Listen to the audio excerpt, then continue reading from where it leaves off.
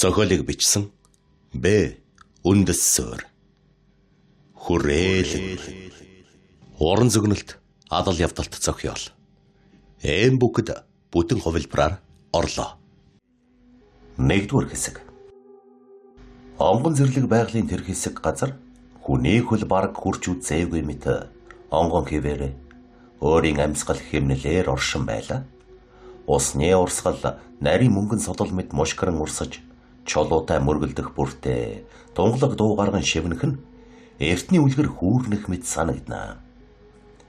Урсгалын эрэг дагуу өвсний сор өвдөг даван ургаж салхи сэвэлзэх бүртээ долгион адил нэгэн жигд хөдөлнө.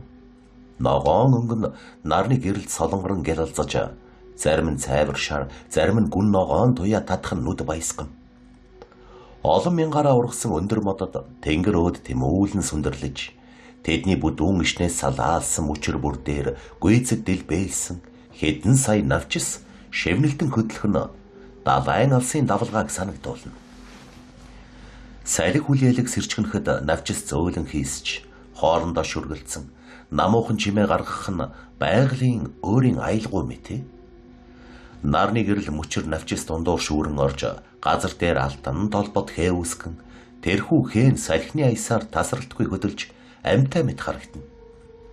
Төрөл бүрийн шууд модны оройд мөчөр дамжин сууж нэгэн жиргэж эхлэхэд нөгөө нь даган дуулж ой бүхэлдээ хөг аял гуугаар дүүрэн байваа. Заримийнхан дуу нарийнхан хонгор, заримийнх нь бүдүүн намуухан нийлж сонсогдохдоо хүний сэтгэлийг тайвшруулж алжаал ядаргааг мартуулна. Алсад нэгэн жижигхэн шувуу усны мандал дээр шурган бууж далавчаараа ус цацруулахад тунгалаг дуслууд нарны туяанд очиодл гялтган сарних нь үзэсгэлэн төгсөв. Газрын хөрсч хүртэл амьд мэт. Чийг даасан шорооноос өвсний үнэр сэнгэрж хаяа нэг зөөлөн салхи хамар цоргоход шинхэн борооны дараах мэт англин үнэр тархнаа. Зарим газарт жижиг цэцгүүд намхан өвсний дунд нуугдан ургаж ягаан шар цагаан өнгөр талбайг чимэглэн хэнч хүрээгүй гоо үзэглэнгээ чимээгүйхэн хадгалж байх шиг. Энэ бүхний дунд зогсоход байгаль өөрөө амьсгалж буй мэт мэдрэмж төрнө. Усны шивнэ, навчсын сэрчигнэ, шовоодын дуулал горов нийлж хүний сэтгэлд үл мэдэг намуухан амгаланг шингэн. Тэрагшин цаг хугацаа хүртэл удааширсан мэт санагдаж байгалийн төгс төгөлдөр гоо үзэсгэлэн нүдний өмнө уудам ертөнц болон дэлгэгдэн байхажи. Тэрагшин ой тайгын амгалан химнэл гэнэт дэвдэгдэн амьдрал үхлийн завсардах нам гүмхэн айдас газар авч эхэлсэн байв. Нэгэн өндөр модны хөндөй мөчөр дээр тоншуул ирдсэн тог химээ хатуухан тоншиж эхэлвэ. Түүний нарийнхан хурц хошуу модны холцыг хүчтэй балбах бүрт хуурай чимээ ойд зуурайтаж ойр хавийн нам гүмийг жижигхэн цохилт бүрээр нь хагалж байх мэт. Доогуур нь бусад жижиг амьтад бор туулай жирвэлдсэн огт нь намхан бутан дунд бүнжигнэх жижиг шовууд өөр өөрсдийн амьдралын хэмнэлээр наадан гүйлдэнэ. Мөчөр дээр хоёр хэрэм сүүлээ босгон шүд 100 ноцолдох мэт эргэлдэн нэгнийгээ хөөж нөгөөгөө түлхэн тоглож байваа. Гэвч гинэтхэн яг л үл үзэгдэх дохио гэсэн мэт тэр хоёр хэрэм зэрэг сорцсхийн зог тусаж эсрэг зүг рүү нүдэ чиглүүлв. Сүүл нь хөдөлгөөнгүй хөшиж чихэн сэргэн босож агаарыг шиншин үнэрлэнэ. Модны чанх доор навчис дунд нам тайван зогсож байсан хангайн сайхан согоо хэдэн ногоон өвс тастан зулгаж байснаа мөн л тол гойгоо өргөн чихээ хөдлөхөн намуухан байдлаа гинэт алдав. Түүний том бор нүдэнд үл мэдэг түгшүүр тодорч амьсгалан жигэд бус болон зүрхний цохилт нь улам хүчтэй болж байгааг биенийхэн таталтаас анзаарч болохоор ойр хавьд ямар ч хүн амьтан харагдсангүй. Салхич бараг хөдөлгөөнгүй. Навчис хүртэл амьсгаагаа барсан мэт намгүй. Гэвч үл мэдэгдэх аюулын үнэр агаард тархсан мэт. Тэр согооны зүн совин улам хурцтан ухалсгийн хөдлөхөд бэлдэн хөлнийхөө хоорондох цаг ялимгүй холдуулж булчин чангаран гүйхэд бэлэн болов. Гэтэл тэр хөдөлж амжаагүй байтал агаарыг зүсэн шүнгэнэх хүйтэн дуугарч зүрхэн тушаан яг чиглэн ирсэн сум агшин зур нэвт сүлбөв. Бие ногцом доргин нүдэн томрон амнаас нь сулхан амьсгаа алдагдахын хамт бүх хүчээ алдан пэдхийн унаж газрын өвсөн дунд хөдөлгөөнгүй хэвдчихвэ. Төвний уралтын чимээ нам гүм ойд хүндхэн зохилт мэт сонсогдол. Тэр дороо холгүйхэн байх өндөрхөн буд сөөгний араас саарл биетэй чон огцом харан гарч ирвэ. Нүд нь хурц, хамран салхийг сөрөн тэлж саяхан унсан согооны үнэрийг аван хамаг хурдаараа зугтаж ивэл. Гэвч түүний араас илүү аимшигтай зүйл ойртож байв. Хэдэн сонин хувцастай нөхөд буд сөөгний дундаас ээлж дараалан гарч ирэн чоныг тасралтгүй хөөсөр нүдэндээ олж харав. Тэдний хувцас нь ой тайгын жирийн анжтих шиг биш. Өнгө нь бүдэг, хэлбэр нь хачин, хөдөлгөөн нь дуу чимээгүй. Нэг нь бусдаасаа төрүүлэн зогтосож, гартаа барьсан урд хар бууга мөрөндөө тулан хараага чоны хөдөлгөөнд яг таг чиглэв. Төвний хуруу гох дээр зөөлөн дарсан ч ямар ч чанга дуугарсангүй. Гагц хөвөл мэдэг, шив гих мэд сулхан чимээ гаар дуусан алга болов. Харин дараагийн мөчөд хамаг хурдаараа зогтож явсан чон гинэт хөл алтан бэйн хажуу тийш савж хөдөлгөөн нь тасрав. Төвний саарл бие хідэн алхам чирэгдэн эцэст нь газар хүчтэй мөргөөд намгүн болвоо. Амьсгалан тасарч ой тайгын амьдралын нэгэн хүчрхэг ангууч ийхүү дуу чимээгүй үхэл дунжээ. Ой дахин намгүн болов. Гэвч энэ удаагийн намгүм нь өмнөх шиг амгалан биш. Харин үл үзэгдэх аюул ой дотор нуугдан дараагийн амийг хүлээж буй мэт хүйтэн жихүүдэс төрүүлэн байва. Бугын хажууханд ирсэн 2 метр өндөртэй сахалтай эрс хөлнөөс нь барин мөрөн дээрээ хөнгөн гихчин тогтчихв. Энд 20 орчим тооны намхан өндөр бахин биетэй залуус бүрэн өвч зэвсэглэж аврах сүхэ мөрөн дээрээ тогсон сахал самбаа болсон ир орчин тойрноо нэг бүрчлэн ажигланаа. Тэрээр модон дээр 2 хэрмийн үйлдэлийг харна нүдэрээ нэг инэн. Удаахан бусдынхаа зүг харвал баг хүмбэр 2 амтан агнчихсныг харна. Хөнгөлсөн бахим хоолой тэр. За ирчүүдээ. Үргэлэг сайхан боллоо. Хэдүүлээ буцах цаг боллоо. Гэж баргил хоолоогоор ойгоор цуураттал хаа сайгүй хата замынхаа жимээр өгсөж эхэлвэ. Эдгэр залуусыг хинч хаанаас ч харсан Эрдэнэ баатрын өмсгөлтэй л гэж харах байсан биз. Тэдэгээс гарахаар жимээр алхаж хаяанд нь гарч ирэх үед ороо тэдний өмнө хүчтэй урсгалтай гол үзэгдэнэ. Чимэн чихийг нь баясгах бол элдв амтд сэтгэл зүрхийг нь гийгүүлж баярлуулна. Эргийг нь даган алхах бүрийд төрөл бүрийн өнгийн цэцгэс тэдэн дээр нэмгэн доловчд эрвэхэнүүд бууж хөөрх нь үзэсгэлэнт. Агарын зөөлөн төрлөг салхины чимээг амьдралын хамгийн сайхан эрх чөлөөтэй хансуулан мэдэрнэ. Тэнд ганцхан урт нарийн жим байл. Залуус түүгээр дээш өксөх тусам зам улам бүр нарийн төвөгтэй болж ирнэ. Энэ бол хэр барагтай л хинч ойртож ирээд байдаггүй газар гэдгийг төвөггүй ойлгохоор байва. Ахлагчир нөхдөө дагуулan хэдэн метрийн хавцалд нарийн замаар араараасаа цоврон хоолой нэгтгэн дуудуулах бөгөөд аюулгүй хөгжим үгийг нь сонсвол хэн ч өмнө сонсож байгаагүй байх.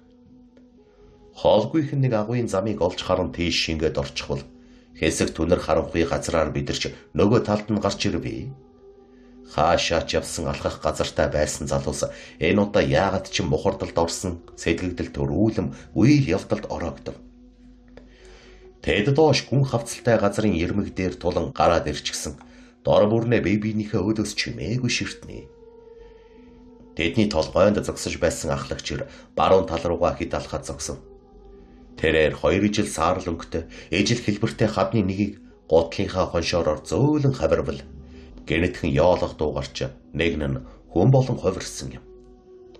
Байгалийн хэлбэр дүрсэмгэнд ховилсан нэгэн намхан эр гарч ирэн нөгөө хэдийн зүг харах байдал нь ноцоорсон, самуурсан гэмээр төрхтэй ажи.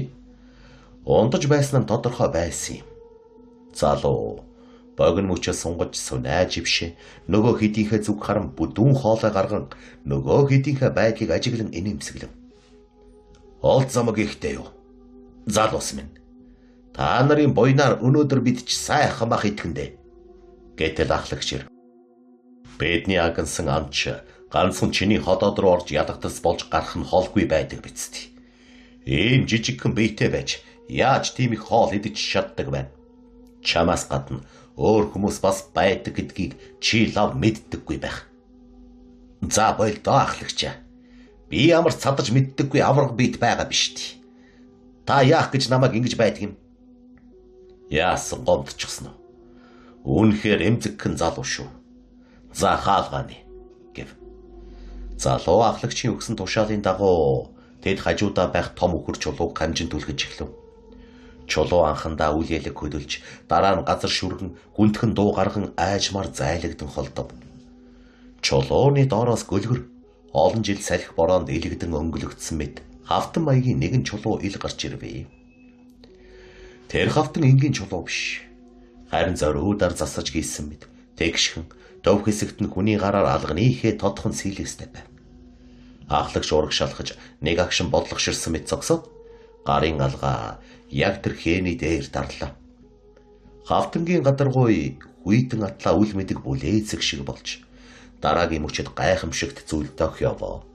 Хязгааргүй гүн хавцал мэт харагдан байсан агаарт үл таних гүнзгий дуугарч газар доороос хүчтэй жижиргээ мэдрэгдэв. Эргэн тойронд байсан мод бод хүртэл үл мэдэг дөргөн агаар өөр ам орсон мэд долгиолон хөдлөх шиг санагдаа. Одолгүй тэдний нүдэн дээр яг л үл үзэгдэх ханамд хагарал үүссэн мэт асар том хаалга агаараас тодрон гарч ирв. Тэр хаалга хоёр тийшээ айжмаар салаалан нээгдэхэд дотор талаас нь үл таних дулаан гэрэл цацарч өөр ертөнцийн амьсгал мэт зөөлөн салхи нүүрөөд үлээх шиг болбоо. Бүгд дуугийнх нь нэг ээрээ дотог шалхав. Хамгийн сүүлд орсон хаалгач эргэж харж гарын дохио өгмөгц хаалга айжмаар хаагдаж гаднах бүх зүйл дахин урдын хэвэнд орл. Тэр газар дахин энгийн хад чулуунаас өөр юу ч үлдсэнгүй. Харин тэдний өмнө нээгдсэн дүр зураг болбос бүхэл бүтэн хүний ертөнц байл.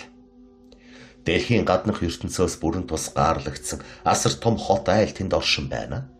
Өндөр хан, цэгцтэй зам, утаас савсан яндан бүхий байшингууд, хол ойргүй сүндэрлэх барилгууд энэ бүхэн мянган жилийн турш нууцлагдан оршсон нэгэн улс орн гэдгийг илтгэн. Ангөрөө хийж ирсэн залуус тус бүртээ оноогдсон ажил албандаа тарав. Зарим нь төв хаалган дээр очиж ээлжийн харуулт гарна. Харин хамгаалтын төв байранд эргүүлийн ахлагч хотыг тойрон хүрээлж байдаг. Тусгай бүрхүүлийн тарны шившлэгт сул тал гарсан эсхийг шалгаж байгаа. Тэр бүрхүүл нь хотыг гадна аюулаас хамгаалж энгийн хүмүүсийн нүдэнд үл үзэгдэх хан мэт хаалт болдог байв. Тэр өдөр гэгэн тод наран шаргал туяага цацруулан хотыг гийгүүлж үдэнгөрөх төгсөн байв. Төв хаалган дээр ээлж нь гарсан Шона гэхэр буух цаг нь болжээ. Дараагийн ээлжийн харуулын ахлагч хурж ирэхэд тэр албаа хүлээлгэн өгч ядмаг боловч тайван алхалсаар гэрийнхээ зүг гэлтэрч одов. Зам зуур түүний нүдэнд тэнгэр тулсан мэт өндөр шов хорой бүхий цайз тодрон харагдана. Энэ бол тэднийг өдөрдөн захирдаг эрхмийн ордон байл. 16 давхар байшинтай дүүцхүйц өндөр дээрээ дугуй хэлбэрийн том тавцантай. Тэр тавцангаас бүх хотыг нэгэн зэрэг харах боломжтой бөгөөд тэнд сууж нарлан алс голыг ажиглах нь өдөрдөгчийн өдөр тутмын зуршил ажээ. Цайзын ард талд дээш сонсон 3 тусдаа барилга байх боловч тэд хоорондоо агаарт дүүжлэгдсэн мэт гүүрээр холбогдсон нь сүр жавхлантай харагдана. Харин түүнээс цаахан 6 км-ийн зайд энэ улсын энгийн ард иргэд амьдарна. Тэдний торхон хэлбэртэй байшингууд эмх цэгцтэйгээр игнэн байрлаж хашаа бүрийн дэргэд үндэстэй мод тарьсан ногоон үзэмж нэмж хотыг цэвэр цэмцгэр харагдуулна. Цайзаас хойш 10 орчим километрийн зайд шоронгийн бүс оршноо.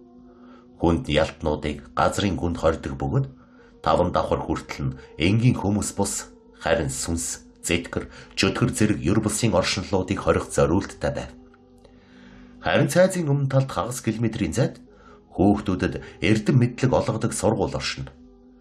Түүний хажууд 7 давхар эмнэлэг, түүнээс холгүй төв талбай байрлана. Хотын цэргийн бааз цайзаас 7 км-ийн зайд цогцлон хэдэн мянган цэрэг зэвсэг, техник, дэвшилтэт технологи ашиглан бэлтгэл хийдэг байв. Энэ бүхэн хүн төрлөختөнтэй зэрэгцэн оршдог атлаа хинээж мэдэхгүй мянган жилийн түүхийг агуулсан хүрээлэн улсын ижил нэрт хот болохыг илтгэн. Тэр үед цайзын орой дээрх дугуй тавцан дээр дөрвөлжин хэлбэртэй том ширээ хоосон хിവэр байл. Одолгүй нэгэн хүнд хаалгаар айжим нээгдэн дотроос 2 бүсгүй гарч ирвэ. Тэд богино банзалтай, хагас нүцгэн шахам хөнгөн хувцастай, хөдөлгөөн бүрэн дасал болсон мэд уян зөөлөн байв. Тэд ширээг цэвэрлэн засч төрөл бүрийн амттай хоол ундаагаар дүүргэж эхэлвэ. Додолгүй дахин хаалга нэгдэж нэгэн хүн туслахынхаа хамт гарч ирэв. Тэр хүн метр 70 орчим өндөртэй, туранхай биетэй, нарийн нүд хөмсгтөө нэгэн байв. Алхах бүрн тайван атлаа, сүртэй хөлөө сүүжлэх эрх мэдэл, элтгэх мэд байдлаар ширээнийхээ зүг алхасаар эцэст нь ширээнийхээ ард суув. Зөөгч бүсгүй чүүд түүнийг харан зэрэг толгой бүх ийлгэн хүндэтгэл үзүүлээд ямар ч илүү үг дуугийнхэн будсан гарч одвоо. Тэнд зөвхөн ширээ дүүрэн амтад хоол намуухан салхи, мөн тэр ганцхан хүн үлдэв. Хүээсээ ил гаргасан зөвхөн цээж бүсэл хие орчмыг нь битүүлсэн гоёлын хувцастай тэр бүсгүй ганцаараа ширээний ард сууж зассан амттай шимттэй хоолнуудаас айжмаар амталж эхлэв. Түүний хөдөлгөөн бүр тайван этгэл дүүрэн. Яг л энэ хот, энэ улс, энэ нууцлаг ертөнц бүхэлдээ түүний захиргаанд байдаг мэт сүр жавхлантай харагдана. Түүнийг чухам хэн гэдэг? Юу хэрхэн сансан, бодлыг нь цэцэг шиг дэлбэлүүлэн ургуулвас ийм байна. Тэрээр бодно. Намайг хөгжмөө гэдэг. Хүрээлэн хотын мянган жилийн түүхийг хамгаалж явсан. Өвөг дээдсийнхээ залгамж халааг үргэлжлүүлэн явна. Би бол угсаа залгамжилсан захирагч. Анх үүсч хөгжсөн цагаас хойш манай хот байршлаа 3 удаа сольсон. Бид бол хүн төрлөختөнтэй зэрэгцэн оршин тогтнох хугацаанд хязээж тэдэнтэй холбоо тогтоож байсангүй. Биднийг тойрон болсон хамгаалалт бол шидэт номны тусламжтайгаар тусгай шившлэгээр бэхжиж ирсэн түүхт. Би өөрийн хүмүүсийнхээ төлөө өдий хүртэл оршин тогтнолоо хамгаалахын тулд тэмцдэг. Бидний дайсан нууцлаг хүчийг агуулдаг. Сүүлийн 300 жилд амар тайван л байна. Ганц нэг хачин жигтэй явдлыг эс тооцвол хэмээн хөлөө хучин ширээгээ хоосолсон бүсгүй туслах зөөгчдөө дуудан ширээгээ цэвэрлүүлв. Төвний сайхан нэмсгэллийг харсан хинээж сэтгэлийг өөрийн ирэхгүй татах үйц гоо үзэсгэлэнгийн илэрхийлэл мэд гайхамшигтай санагдана. Энэх бүрт оруулынх нь булан үл ялэг дээш татагдаж харцсанд нь дулаан атлаа сүр жавхлан нуугдан байх нь түүнийг энгийн нэгэн бүсгүй биш гэдгийг илтгэх шиг. Хөлний үзүүрээс толгоон оройдох үсний ширхэг хүртэл түүний бие галбар төгс цогцолсон мэтээ. Шөрмөслөг атлаа уян налархай хөл нь удаан алхах бүртээ тэнцвэр төгс хөдөлж нарийнхан бүсэлхийн биенийх нь галбарыг улам тодотгоно. Мөрөн тэгш, нуруунд цих, гарын хөдөлгөөн бүрэн дасал болсон язгууртны дэгж аягтай адил намуухан атлаа этгэл төгс. Арьсан толгор эрүүл чирэг туяатай. Нарны гэрэлд үл ялэг алтарн гялалцах нь удаан хугацааны арчилгаа дээд зэргийн бие бэлдрийн илэрхийлэл мэт харагдана. Толгойн оройд асгарсан мэд намирсан үсэн өдхөн гялалцсан ширхэг бүрэн салхины аясаар зөөлөн хөдөлгөд түүний төрхийг улам сүрлэг, улам үзэсгэлэнтэй болгоно. Нүүрний хэлбэр нь тэгшгэнтэй, нүд нь хурц атлаа уян зөөлөн, харцанд хэнийг ч өөрийн ирэхгүй татах хувцастай. Түүнийг нэгэнт харсан хүн дахин харахгүй өнгөрч чадамгүй мэт санагдах нь аргагүй. Ийм төгс бие галбар эрүүл чирэг төрх байглаас заяасан гоо үзэсгэлэн харахад хүмбэр атаархам сайхан биетэй гэж хэлсэн ч огтхонч буруудахгүй мэт. Тэр бол зүгээр нэг үзэсгэлэнт бүсгүй бас. Харин өөрийн оршихуйгаараа бусдыг дарангуйлж чадах үйц төгс төгөлдөрт төгсөн нэгэн мэт харагдана. Бүсгүй тавцангаас ойр орчмын хөл хөдөлгөөнийг харах санаатай хашлагт хүрч ойр хавийг нүдлэн тогтооно. Зөөлөн үлэх салхийг нүүрэндээ илбүүлэн мэдэрч байгалийн хайрыг мэдэрч байтал өөр хэн нэгэн хаалганы гарч ирэв. Гартаа хар хавцтай зүйл барьж өндөр өсгийд дээр тог гэж дуугаргасаар ойртноо. Зэрэгцэн зогсох уг эмхтэйг харсан бүсгүй дулаахан биш. Түүнийг бодрогхон гэдгээ. Хар багын сайн найз нь билээ. Одоо тэрний хамтран зүтгэгч захирагчийн орлогч юм. Хоёр бүсгүй 30 хүрч яваа билээ. Хязээж гандахгүй, ургах цэцэгс мэд ямар үзэсгэлэнтэй болохыг нь үгээр тайлбарлахын аргагүй. Найзууд хоорондоо нилээн удаа хуучлан ярилцсан. Удаахан хоёулаа дотогш явж орлоо. Том байшингийн цэвэр цэмцгэр коридороор зэрэгцэн алхаж явсаар том хаалганд тулж ирэв. Хаалган дээр зогсож байсан 2 хамгаалагч зогсож байваа. Тэднийг харан хаалгаа цэлийдэл нээж дотогш орууллаа. Цэлгэр том өрөөний 11 хэсэг газар номын сантай дөрөл бүрээр нь эгнсэн харагдана. Харин хаалганы тушаа байрлалд өргөн том цонхтой. Түүгээрээ сургуул эмнэлэг зэргийг харж чаддаг байв. Хажууханд нь түүний идэл хэрэглэлээ тавьчихсан томоохон ширээ байна. Түшигтэй сандал дээр тухай олон суув. Түүний урд буудан дээр найзан суучихсан хөлөө очино. Гаднаас туслах нь цай, кофе зэргийг бэлдэж өгөн хоёул ууж өнөөдөр болох томоохон үйл явдлын талаар ярилцсан. Тэгж байтал хаалга дахин савлан онгойвол 16 гарч яваа. 2 нах яалан цэцгэлсэн үзэсгэлэнтэй охид гар гараасаа хөдөлцөөр ороод ирвэ. Шовооха, хөгжмөөгийн дүү, Есү, бодрогхны дүү. Тэр 2 эгч нараа харан ховстон нэмсэглээ тодруулан буудан дээр туглаад авав. Эгч нар нь ч Мишелээ тодруулж хоорондоо нарийн сайхан хоолоогоор ижилснэ. Хөгжмөө. Эгч нарынхаа нандин дүү нар минь хичээл ном сайн бидтэй. Шовооха. Тийм ээ. Та түн санаа зовлтгүй. Үнэхээр сайн байгаа шүү. Бид 2 хичээлдээ толгой зохиж тэргүүлсэн. Тэр өдрөөсөө хойш нэг ч алхам ухраагүй. Тэгтэл Есүс.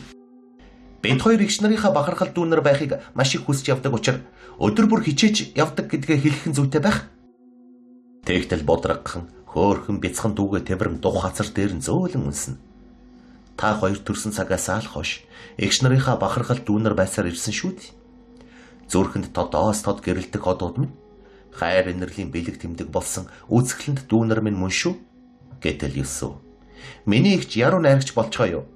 Үгийн уран сайхныг гол мөрөн шиг л мэлтэлцүүлж сэтгэл зүрхийг минь догтлуулж байх чинь. Гэжгэлэн тэрвэрнэ. Тэгтэл хөгжмөө.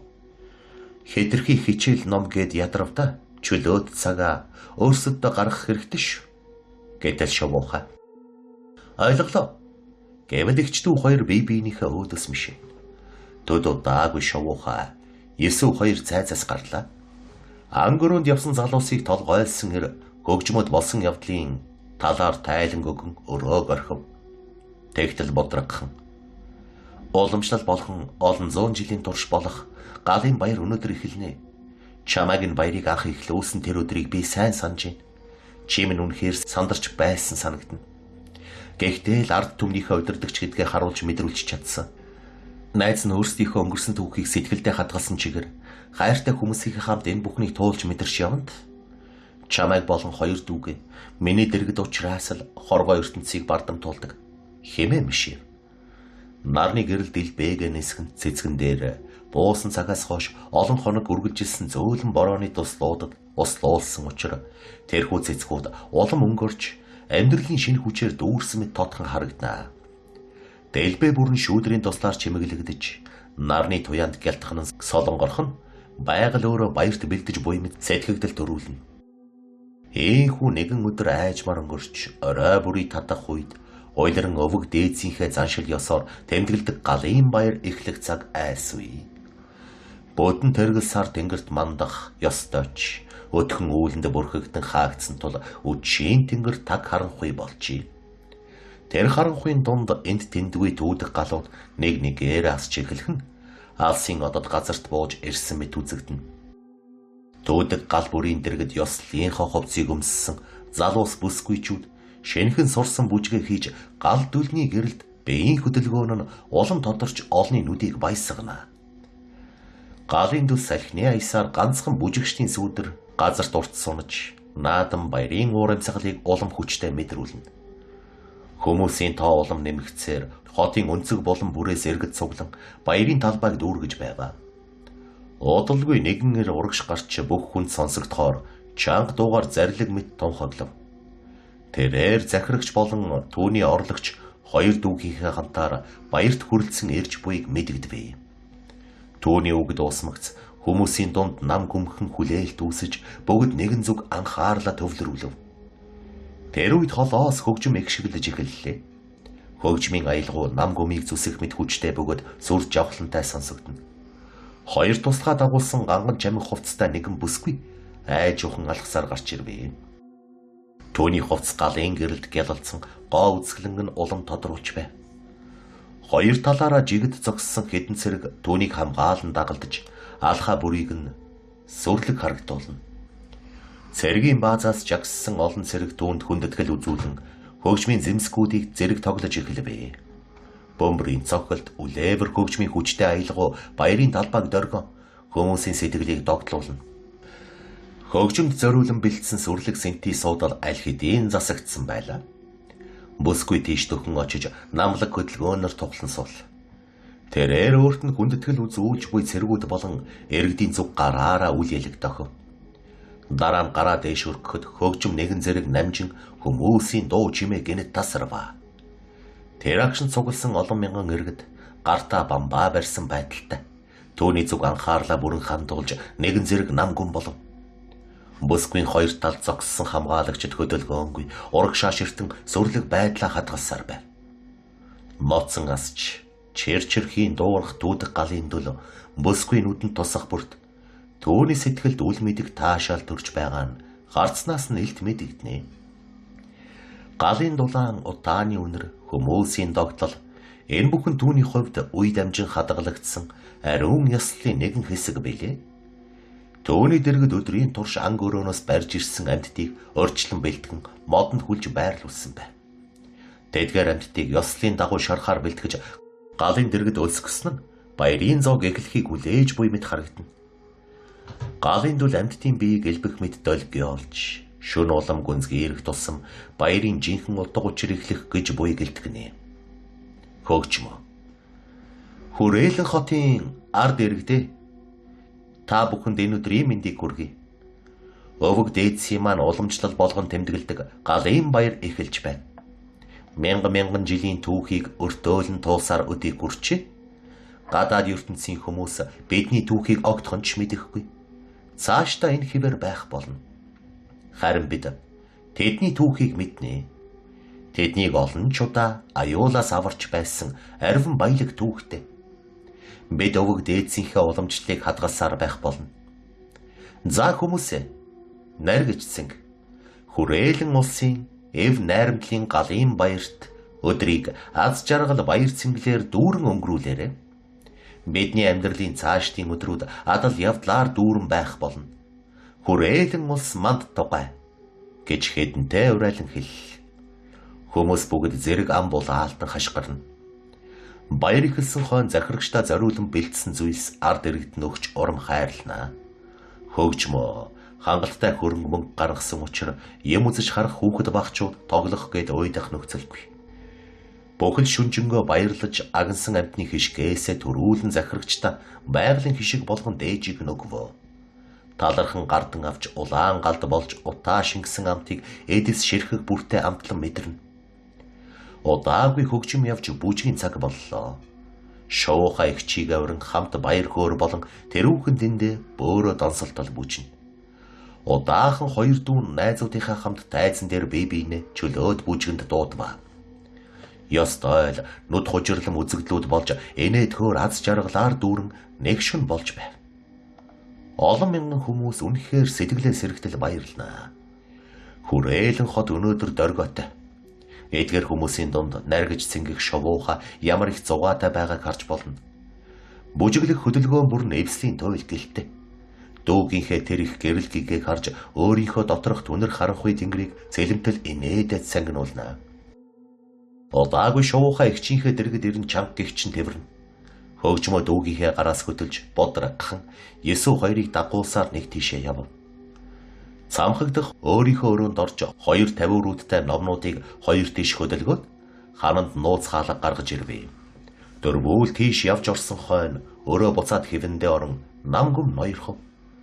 Энэ удаа нөгөө гурав огтхонч мэдээгүй байсныг харж болох учраас ямар их гайхаж балмагдахыг царайнаас нь харж болно.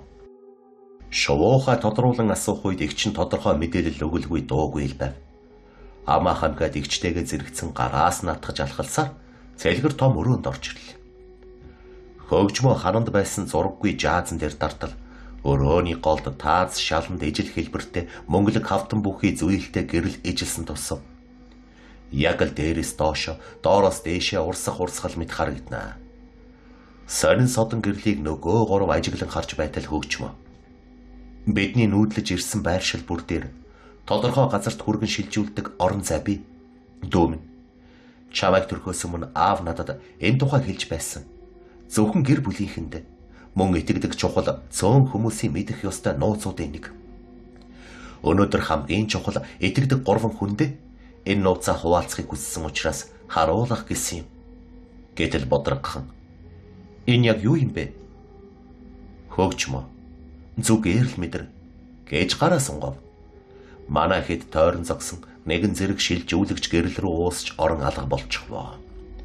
Хормын дараа нөгөө талд гарч ирлээ. Нэгнийхээ гараас хөтлөлдсөн байдалтай толгой нь баг зэрэг эргэсэн хөл алдан унхайтан зогсов. Хэсэг гэрэлтэй газраас таг харанхуй хаанигтай хурч ирсэн учраас хөгжмөө нөгөө хэдийнхээ гараас тавилгүй барин нэг зүг рүү алхана. Гутлын чимээл тог хийн нэг тийшээ явхан сонсогдно. Тэгснэ таг чимээгүй болчихов. Удаахан хөгжмөө. Энийг зөвхөн угсаа залгамжилсан удмын гишүүд мөн тэдний итгэлийг хүлээсэн цөөн хүмүүс л харах боломжтой.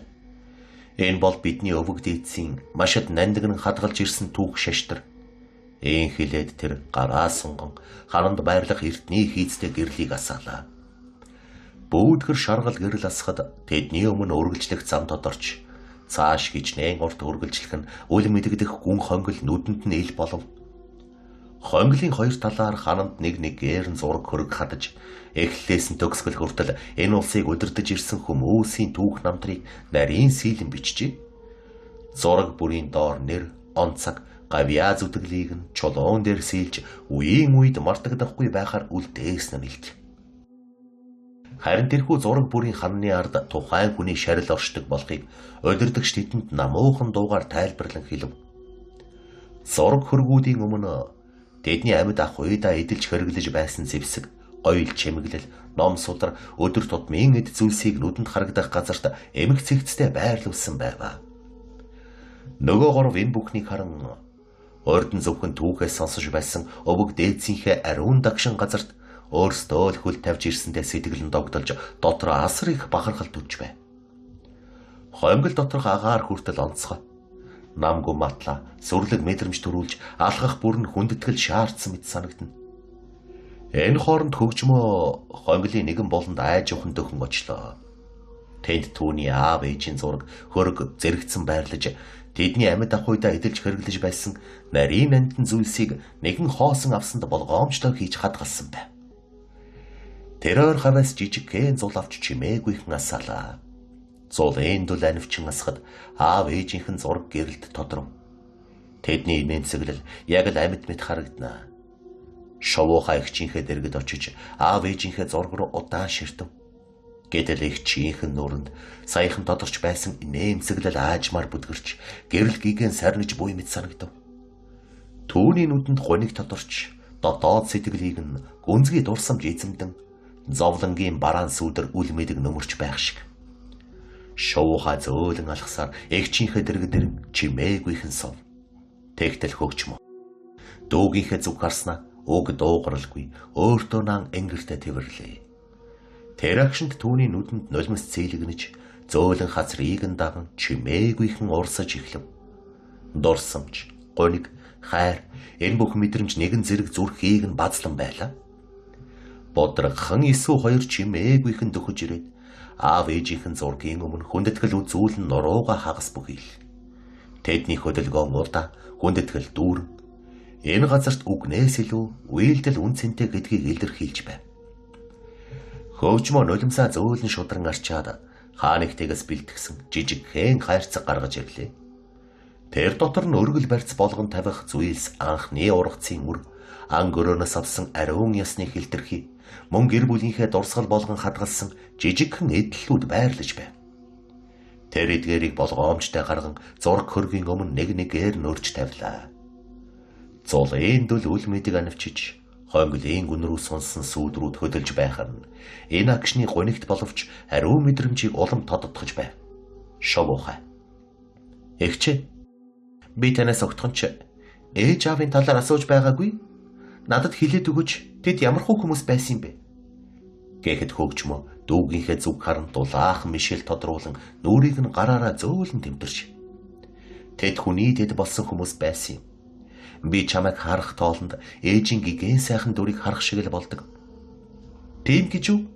Гэж хоолон зангирахыг сонсоод толгойгоо дөхөв.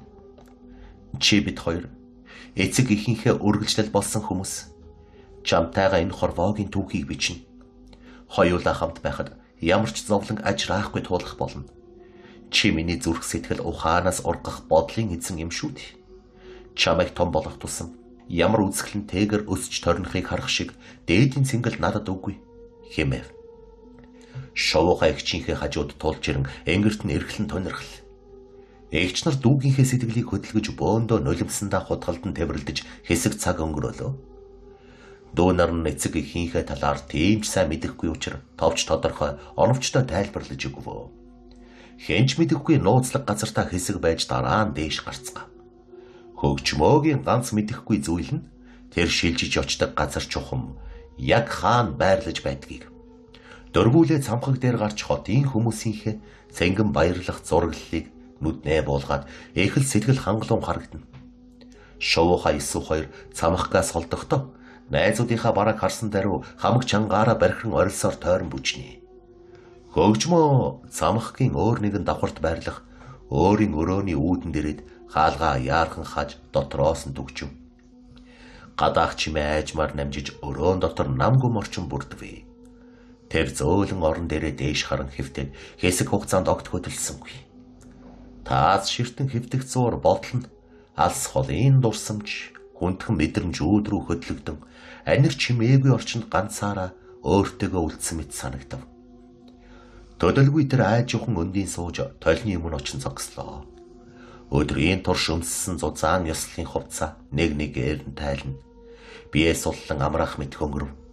Урт намирсан үсээ задлан мөрөн дээрээ асгах үед толинд тусах дүр нь өмнө хөөсөөр илүү тайван атлаа эмзэг харагдана. Тэр толны өмнө хэсэг зогсож өөрийнхөө биеийн хөдөлгөөн амьсгалын хэмнэлийг ажиглаваа. Амьсгаан жигдэрч сэтгэл нь баг багаар нэмчих шиг. Гараараа мөр гарынхаа дагуу зөөлөн илж өдөржин хоримтлагдсан ядаргааг тайлах мэт айжуухан хөдлөв. Тэгээд нүдэн гүн бодолд автсан тэрээр дотоод ертөнцтэй автан өнгөрсөн дурсамж ирээдүйн бодлуудыг ээлжлэн төсөөлөх шиг бодов. Одолгүй тэр үл мэдэг хөдөлгөөнөөр бие суллан аяархан эргэлдэж эхэлвэ. Энэ нь зугаа цэнгэлийн бүжиг бус харин дотоод сэтгэлээ тайвшруулах бодлоо эмхлэх мэт удаан намгүм хөдөлгөөн байв. Хөлн зөөлөн алхаж гар нагаарт уян налархаа хөдөлгөд өрөөний намгүмд зөвхөн амьсгалынхан жигтгэн чимээ сонсогдно.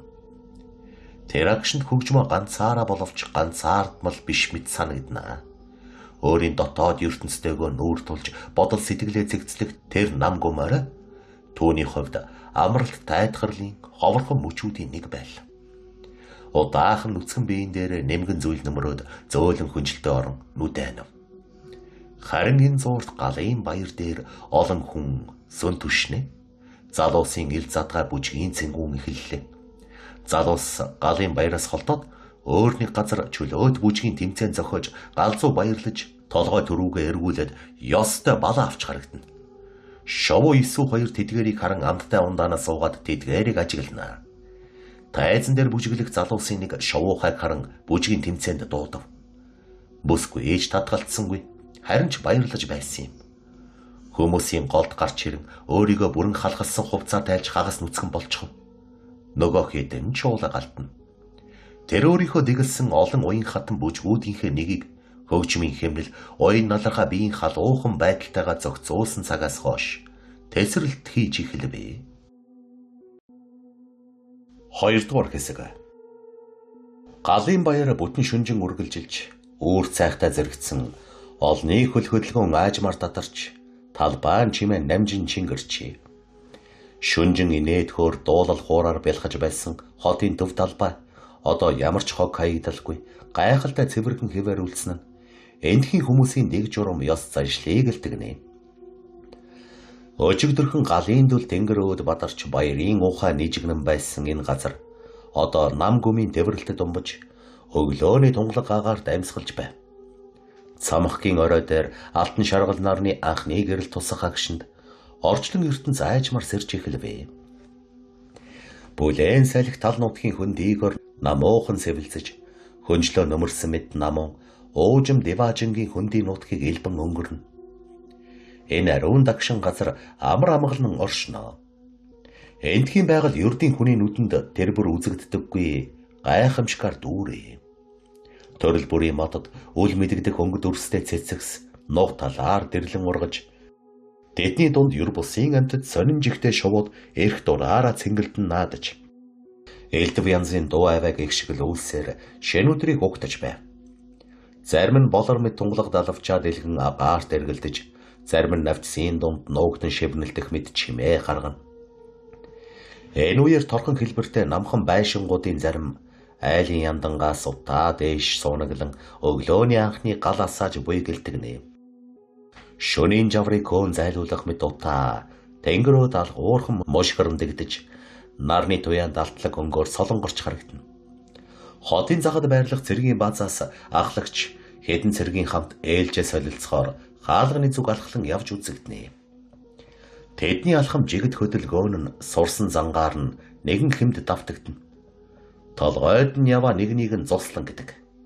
Тэр бусдаасаа үл ялэг өндөр нуруутай булчин шөрмөсөн тодорсон ч хөдөлгөөн нь тайван өөртөө итгэлтэй нэгэн байваа. Өөрийнхөө ихэнх биеийг шивээсээр дүүргэсэн нь түүний өнгөрсөн амьдралын түүхийг өгүүлэх мэт. Шивээс бүр нь утга учиртай. Зарим нь эртний тэмдэг, зарим нь араадан амьтдын дүрстэй харагдана. Зослон, нүдэн дулаахан хэрнээ ширүүн харцтай. Нарийнхан боловч тод хоолойтой тэрээр дээгүүрээ зузаан дах нөмөрсөн байв. Өглөөний сэрүүн салхи түүний нөмөрсөн дахны захыг үл ялэг хийсгэж, алхах бүрдэн даавуур намуухан шурган дуугарна. Түүний нүд хотын захын ханыг цамхгийн оройг, холын манан дундах хөндийг нэг бүрчлэн ажиглан өнгөрнө. Энэ бол энгийн дадал биш, харин олон жил хамгаалтын албан зүтгэсэн хүний зуршил байв. Хэсэг хугацааны дараа тэд баазын үүдэнд ирж харуулын байр руу орцгов.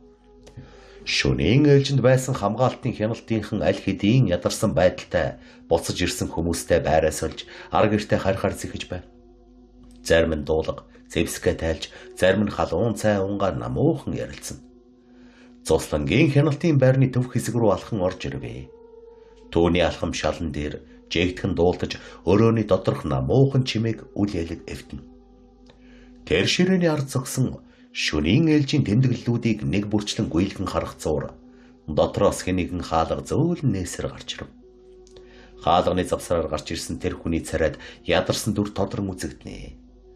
Зүүн гараа алдсан эр нөгөө талдаа хүндхэн том илтэй мөрөн дээрээ үүрчихсэн цуслантай нүүр тулан. За хөгшөө. Чиний ээлжийн 7 хоногийн нэг өдөрт чинь би гарлаа. Майн чин чамайг завгүй гэдгийг ойлгосон. Тиймээс дээрээс нь чамайг ямар их хүндэлдгийг чи мэднэ. Тийм болохоор л зөвшөөрсөн юм. Чи миний гарааны эхний өдөр хүртэл гарна шүү. Бүтэн өдөр амар тайван аюулгүй өнгөрсөн. Гэвэл цуслан жоомолцсон. Ойлголоо өгшөө. Найз нь чамд нэг өдрийн цалингаа өгөмз. Эхнэр чинь саяхан төрсөн учраас мөнгө төгрөг хэрэгтэй л байлгүй. Гэсээр гар бариад зөрөөд оров. Довтон хүмүүсээ дагуулan цэргийн бааз руугаа алхаж, хувцас хэрглэл, зэвсэг эдлээ журам ёсоор хүлээлгэн өгчхөд гэрийнхээ зүг яаран алхана. Хотын захад игнэн байрлах торхон хэлбэртэй байшингууд бүгд ижил загвартай атлаа. Айл бүр өөр өөрийн гисэн содон өнгөтөрөх чимэглэлтэй. Заримийнх нь хашаанд өнгө алгалсан тууз нэмэрч, заримийнх нь дээвэр дээр салхин хонх намуухан жингэнэнэ. Тэр байшингуудын дундуур гэлдэрсээр голын хавьд байрлах хаяг хаалгаар нь тодорхой танигдах нэгэн хашаанд тулж ирв. Танил газартаа ирэх бүрд зүрх нь үл ялэг уужирч алхаан ч өөрийн ирэхгүй түргэснэ. Хаалгыг зөөлөн түлхэн онгойлгож хатуу хавтан дээгүр болгоомжтой алхахад гутлын улнаас үл мэдэг дуу гарна. Хашаан дотор ойр орчмыг өөрсдийн гараар арчилж ургуулсан төрөл бүрийн модод могоорон ургаж байжээ. Нэг хэсэг нь дөнгөж дэлбэлж, зарим нь өтгөн навчис дэлгэн сүүлэр татсан харагдана. Тэр бүгдийг харах бүрд Довдны цээжинд нэг л дул аахан мэдрэмж төрж хийсэн хөдөлмөрийнхөө үр шимийг харсан. Хүний баяр багтал зүрхийг нь дүүргэн. Тэр хайр инэрлэр дүүрэн гэр орондоо морилон орлоо. Энэ байшин дотор гэр бүлийн халуун дулаан хайр тайван инээрийг хоримтлагдсан мэт санагдана. Хэн чинд орж ирсэн даруйда биеийнхээ эдисийн ширхэг бүрд тэр дулааныг мэдэрч чадах мэт. Довдон гутлаа тайлан хэд хэдэн тасалгааны өрөөг алга гоорхон гүйлхэн харж өнгөрөв. Галтгооны болонд орхисон аяг тавг, ханан дүлгөөтэй гэр бүлийн зургууд, ширээн дээр эмх цэгстэй тавьсан жижиг зүйлс бүгд энэ айлын амьдралын энгийн боловч үнцэнтэй мөчүүдийг илтгэн. Одолгүй унтлагын өрөөний үүдэн дэрж хаалгыг нь зөөлөн түлхэн онгойлгов. Дотор нь бүдэг кэн гэрэл тусаж намгүм ноёлж байна. Орны дээр хамаг ус гизгээ нүүрэн дээр овоолсон бүсгүй зөөлөн хурхиран унтж байна. Төвний амьсгал чигд тайван бөгөөд ядар нойрсож буй нэлтий. Орны хажууханд байрлах жижиг хүүхдийн орон дээр 4 сартай жаахан охин нь зүүд нойрондоо тайван амгалан нойрсон. Бяцхан гарын цээжин дээр атирч амьсгалах бүрт цээж нь үл мэдэг хөдлөн.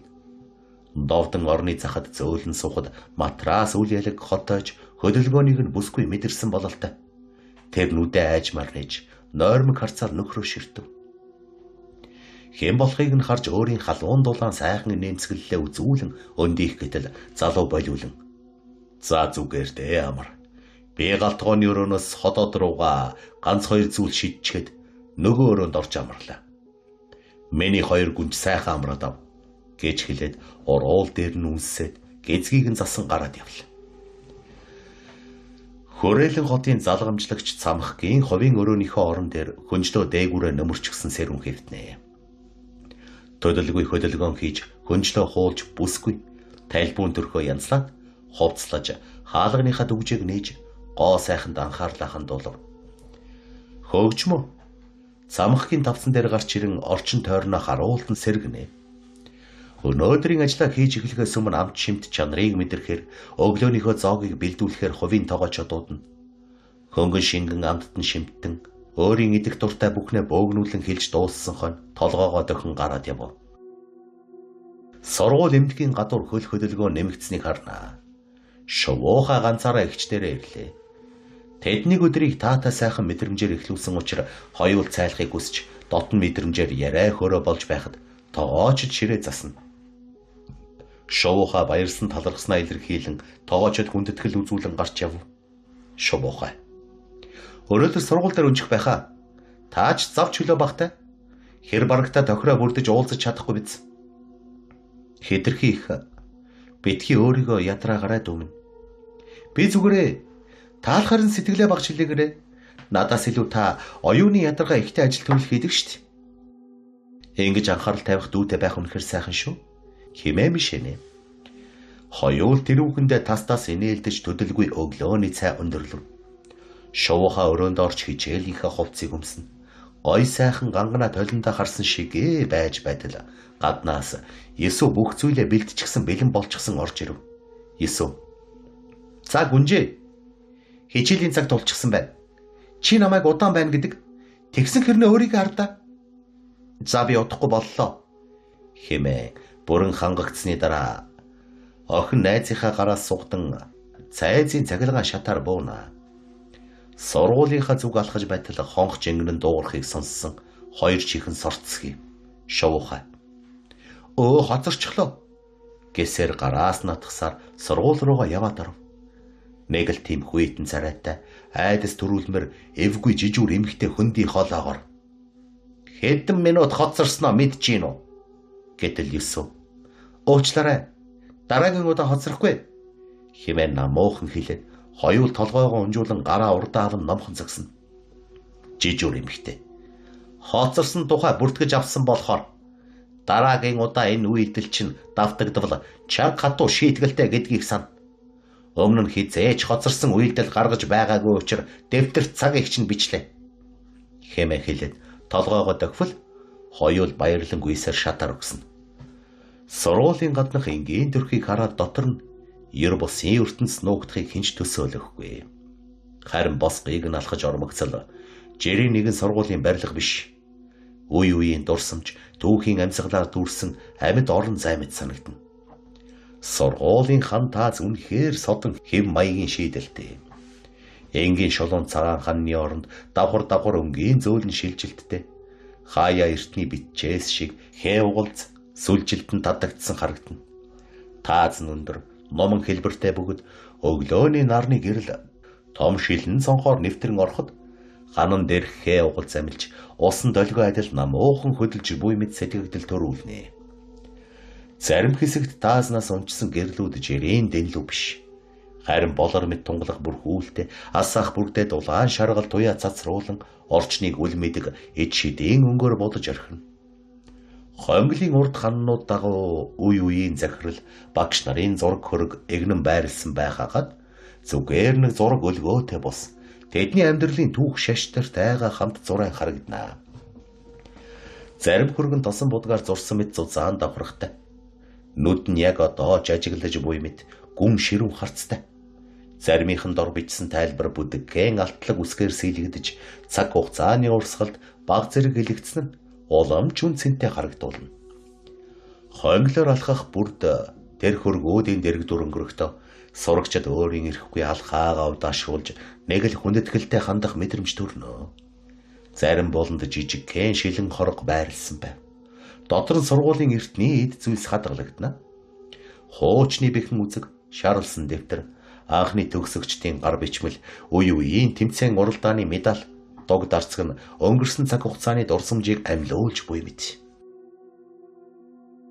Шилэн хоргон доторх зүйлсийг харахад тэдгээр нь зүгээр нэг эд зүйлс биш. Харин үе үеийн хүүхдүүдийн мөрөөдөл, хөдөлмөр, ялалтын түүхийг хадгалж буй мэт санагдана. Анги танхи муудч мөн адил онцгой. Хаалга бүр дээр ангийн нэрийг зүгээр бичээгүй. Харин өөр өөрийн өнгө дүрс бэлэгдэлтэй. Нэг ангийн хаалган дээр далавч дэлгсэн шовгооны дүрс байхад нөгөөхийнхэн дээр уул ус од эрхсийн зураг сэлэгдсэн харагдана.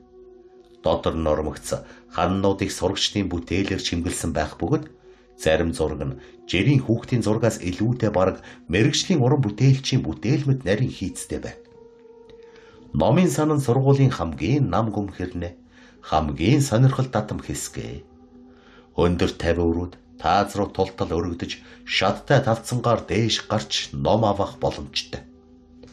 Зарим номын хавтас маш хуучирч арьсан бүрээс нь илэгдсэн харагдахч дотроо асар их мэдлэг нууж агуйлж буй мэт мэдрэмж төрүүлнэ.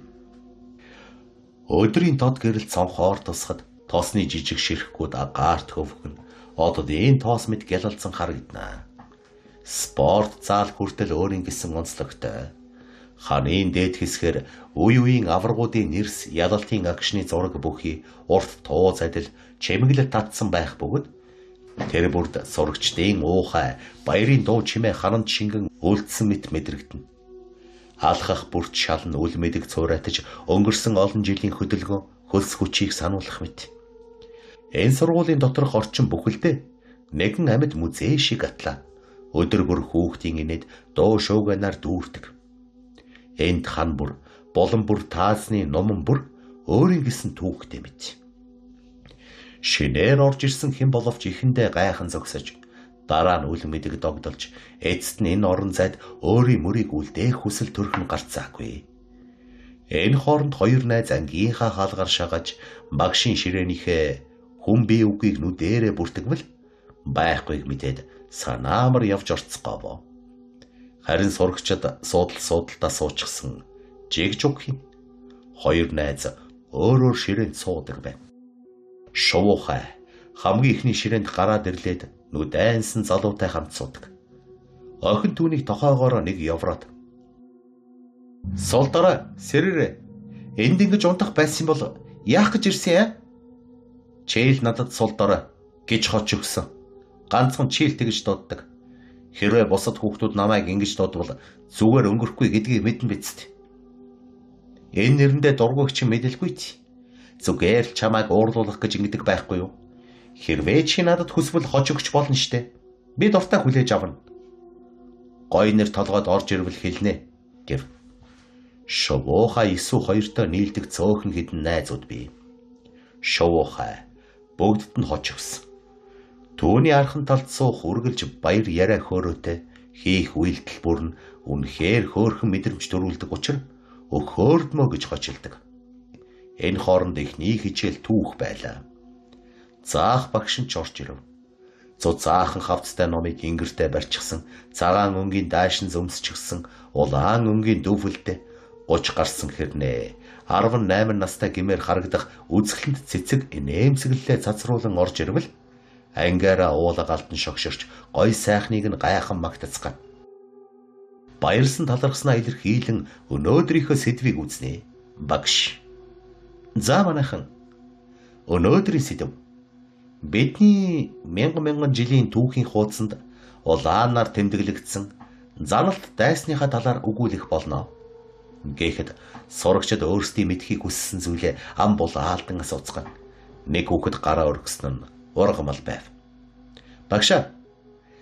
Би өнгөрсөн түүхийн хуудсанд тэмдэгтэн үлдсэн ч мартагдсан амьтдын талаар судалсан юм л т.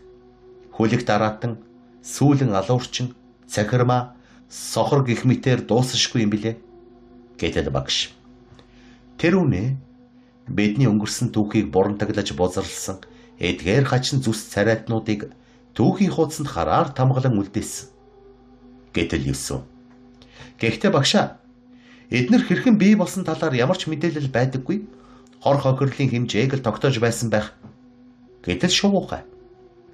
Манай хүрээлэн хотын тэмдэгтэнгүүд бүр илүү аюул хор хөнөөл учруулж нүүрлэхээс өмнө зогсоож байсан. Хэрвээ хизээ нэгэн цагт тэд эргэн ирвэл бидний дундаас ойрын 100 жилд тэмдэгтэн төрөөгүй. Чамирхай их өвдөх байх та гэж хэлээд гэмтгэн санаа алдан суугаад авлаа. Бусд нь өөрөөрийн мэддэг бүхнээ хуужилнаа. Олбор шаргал наран халуун илчээд төөнөн ивэ. Самхгийн нэг хэсэг дээр 100 тонны хідэн залуус зэрэгцэн зогсож харагдана. Өмсгөл зүүсгэл нь бусад цэргийн эд хэрэглэлээс тэсөөр энгийн хүнийг шиг санагдана. Тийм ч онцгой бус зүйлс өмссөн байв. Эдгэр хүмүүсийг захирагч мэдээлэгчд гэж нэрлэдэг билээ. Хөгжмөө бодрогдохны хамт цаанаас гарч ирлээ. Тэдний өмнө суугаад нэгэнгүй ажиглан харна.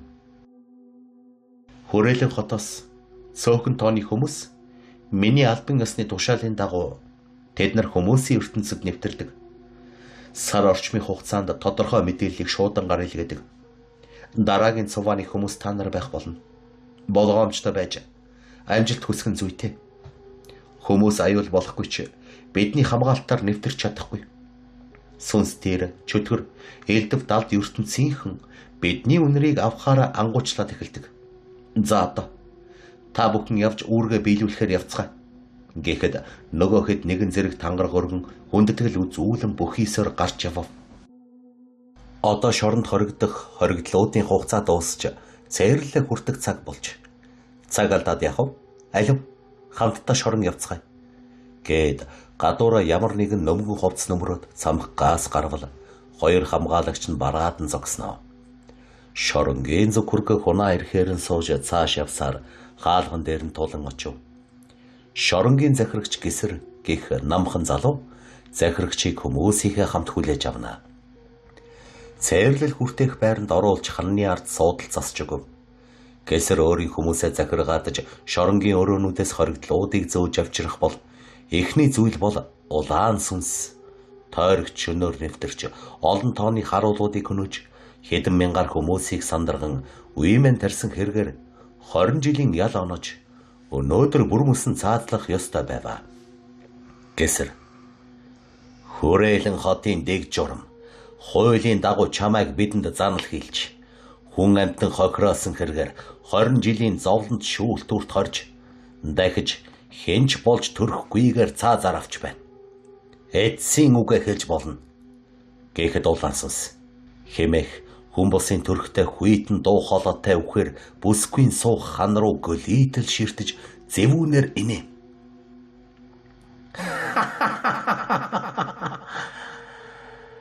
Танай хүрээлэн улсын бүх бүрийн амьдралын хэмнэл тийм ч удаа үргэлжлэхгүй. Тун удахгүй бүгд намайг тарчилган зовооснос хатуу үеэлэр үхэх нэг гуартай. Хатантан чи сонсож байна уу? Хэсэг гэж гисэн эрх дураараа цанга. Тэргүй бүх зарал дайснаач эхнээсээ босч мөхлийг ч нойртуулах болно гэж хэлэхдээ араас нь хэд хэдэн хатуу үгийг хэлчихв. Төдөлгүй цаазлагч жижигхэн номын хуудсыг эргүүлэн дараах шившлгийг уншиж тамлан эцсийн сарниулна. Гэгэнэс хатсан сүүдэр минь чиний сүнс хаан ч орших хэрэггүй. Бэйг чин шатаг, ухаан чин уйлж, сүнсийг чин залгиг. Гэх мэтээр уншиж гарав. Хатуугаар зовоож хөнөөх тарныг уншаад тэр сүнс удаанч зовов. Энэ мэдчлэн чөтгөр шолом гээд олон далд ертөнцийнхэн энэ хүү шоронгийн өрөөг суллаж цаазын тавцанд ирж дахиж хинж болж төрөх хөөргүй болж байва. Хоёр бүсгүй шоронгоос гарч өнөөдрийн үйл ажиллагааг явж харсаар хаасайгүй л алхална. Эцсийн бүлэгт онгон зэрлэг байгалийн хээр талд гоёулхнаар хэсэг зогсон бэлчих мал амьтад жиргэх шууд зэргийг харж баяссаар цуулбар шаргал наран жаргах тийш хандхад өрөөнд орж ирэн сууцгаава.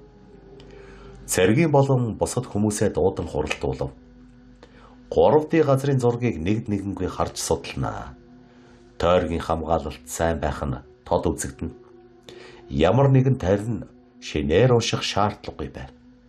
Хэсэг сул ганцаараа үлдэв. Хүрээлэн хотоос гарсан мэдээлэгчээс хүмүүсийн аж байдлыг дэлгэрэнгүй тайлбар хийсэн захиаг илгээсэн байв. Олон зураг хөрөг байсанд үзэж сонирхноо. Хүмүүсийн амьдралын хэв маяг күүрнэл түүхийг судалж мэдэж авсан юм. Сүүдэр буухаас өмнө оройн хоолны цаг болох үед хавтан дээр дүүнэрийнхаа хамт эгч нар нь хоолоо идцгэн. Өнөөдрийн их ядаргаагаа багч гисэн тайлж байв. Тэдний хоорондоо элдвийг хуучлан сутал хөгжмөөгийн нүдэнд түүний хувийн эмч нүдэнд нь торноо. За манаха хэрвээ хүсч байвал миний өрөөнд үргэлжлүүлэх үү? Эмч маань ирчээ. Бие бүрэн хянуулж ядаргаа тайлах массаж хийлгэх хэрэгтэй байна. Та нар хүсч байвал хамтдаа хийлгэх үү? Гэв. Тэд ч толгоогоо дохин амралтын өрөөнд орцгов. Эмч сөвлөгчээр биеийн бүх хэсгээ хянуулж ямар нэгэн асуудал бие үгийг шалгуулна. Сарда нэг удаа заавал хяналтанд ордог. Массаж барайг өдөр бүр шахуу хийлгэнэ. Эмч нарыг гарч явсны дараа ядаргаа тайлах багийнхан орж ирлээ. Тэднийг ор бүр дээр хэвтүүлж массаж хийлгэнэ. Бүрэн нэг өдрийн ядаргааг тайлж орой бүр уудаг гашуун хэрнээ биеийнхээ амин дэмийг хамраа тагилсаар хоолой руугаа гулгуулж өрхөв.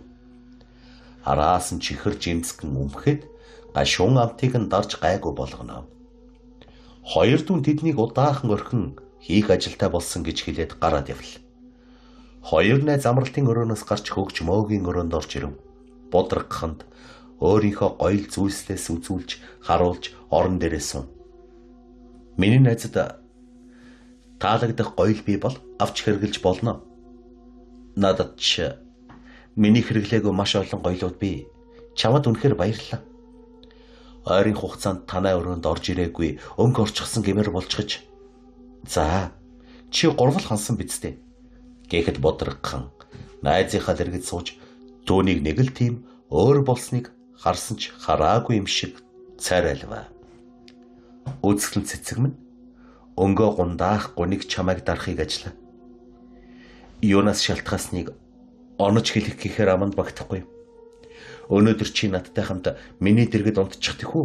Дүүнер маань өөрсдөө уучраа олчих нь биз? Бололгүй дээ. Гэсээр хэсэг хугацааны дараа хоёул орлуугаа орон зэрэгцэн унтаадаг. Энэ шин хөгжмөө ер бусын тайлбарлахад бэрх нэгэн зүүдэлжээ. Харанхуй шүн донд ганцаараа олон жилийн турш орхигдсон нэгэн зэлүүд газар зогсож байв. Агаар нь чихтэй, хүнд, үл мэдэг зэвхийн үнэртэй. Яг л хизээ нэг цагт энд ямар нэгэн томоохон зүйл болж өнгөрөөд дараа нь бүгд орхигдсон мартагдсан мэт санагдана. Төвний өмнө нэгэн хачирхалтай зүйл сүндэрлэн харагданаа. Эхэндээ тэр юуг харж байгаагаа ойлгосонгүй. Гэвч тэнгэрт мандсан сар гэнэт үүлний цаанаас ил гарч мөнгөлөг цайвар гэрлээ асгах агшинд бүх зүйл тодхон үзэгдэв. газарт гүн шигдсэн аврах том бит түүний өмнө харагдаж байв. Толгой хэсэг нь дээш харсан мэт. Харин ард тал нь газрын гүн рүү хүчээр шигдсэн байхажээ.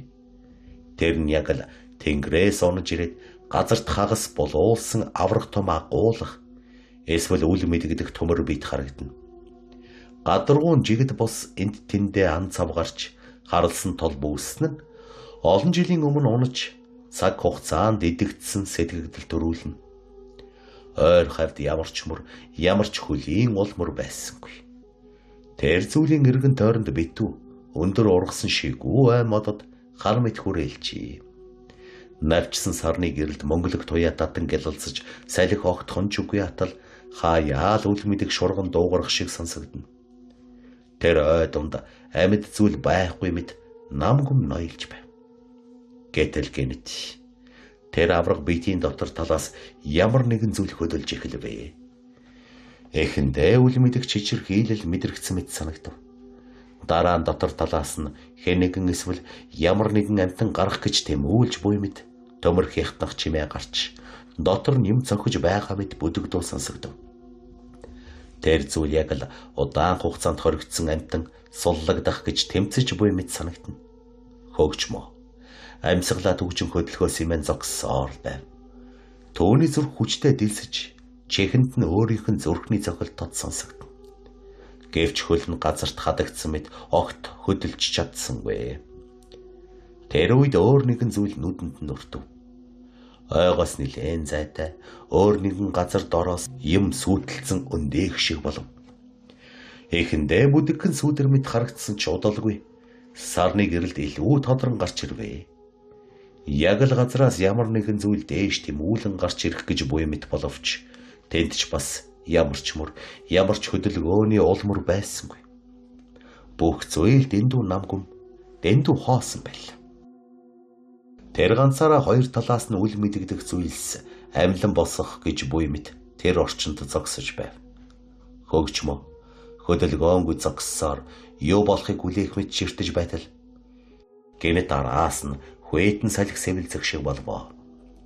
Тэр эргэж харахаар оролдох агшинд хэнэгэн эсвэл ямар нэгэн зүйл түүний зүг огцом дайран ирэв. Харс өдөр түүнийг бүхэлдэн нөмрөх шиг болж хүэтэн ширүү мэдрэмж цээжийг нь сүлбэх мэт санагдана. Тэр агшинд айдсан дээд цэгтээ хурч дуу гаргах гэсэн ч хоолон зангирч ав нь ангайсан хэвээр ямар ч чимээ гаргаж чадсангүй. Дараагийн мөчөд тэр цочин сэрв. Амьсгал нь түргэсч цээж нь хүчтэй савлан хамаг биеийн нэвт хөлөрч орхисон байв. Хүзүүгээр нь хөлсний туслууд урсан алган чийг даан үл мэдэг чичирч байваа. Хөгжмөө хэсэг хугацаанд орон дээрээ хөдөлгөөнгүй сууж харанхуй өрөөх ширтэн юу нь бодит юу нь зүуд байсныг ялгаж чадахгүй суул. Гаднаас зөвхөн салхины үл мэдэг эсгэрэх чимээ сонсогдож өрөөний дотор намгүм ноёлж байв. Гэвч түүний зүрх одоо ч хүчтэй дэлсээр дотор нэг л эвгүй мэдрэмж үлджээ. Тэр зүуд зүгээр нэг хар дарсан зүуд биш юм шиг санагдана. Яг л хаа нэгтээ үнэхээр оршдог, мартагдсан ямар нэгэн зүйлийг өөрийн нүдээр харсан мэт мэдрэмж төрнө. Хамгийн аимшигтай тэр дайрч ирсэн зүйл ямар дүрстэй байсныг огт санахгүй байсан ч дотор нэг тод мэдрэмж үлджээ. Тэр зүйл түүнийг таньж байсан мэт санагдсан байв. Бодрогхон хажууд нь нам унтаж байхыг харна. Удаахан зүн совиндоо хөдлөгдөн орноосоо босч ажлынхаа өрөө рүү айж ухан алхав. Төвний ажлын ширээ яагаад ч юм жигтэй өнгөөр гэрэлтнэ. Москвын алганыхаа хийгээ уншуулах мөчил газрын зураг дэлгэгдэв. Харин энэ удаа хүрээлэн хотоос гадуур хоёр дахь оршин амьдарч байсан газраас нь дохио эрхийг харсан бүсгүй мэл гайхаж орхив. Тэнд амьд үлдсэн хинч байхгүй шүү дээ.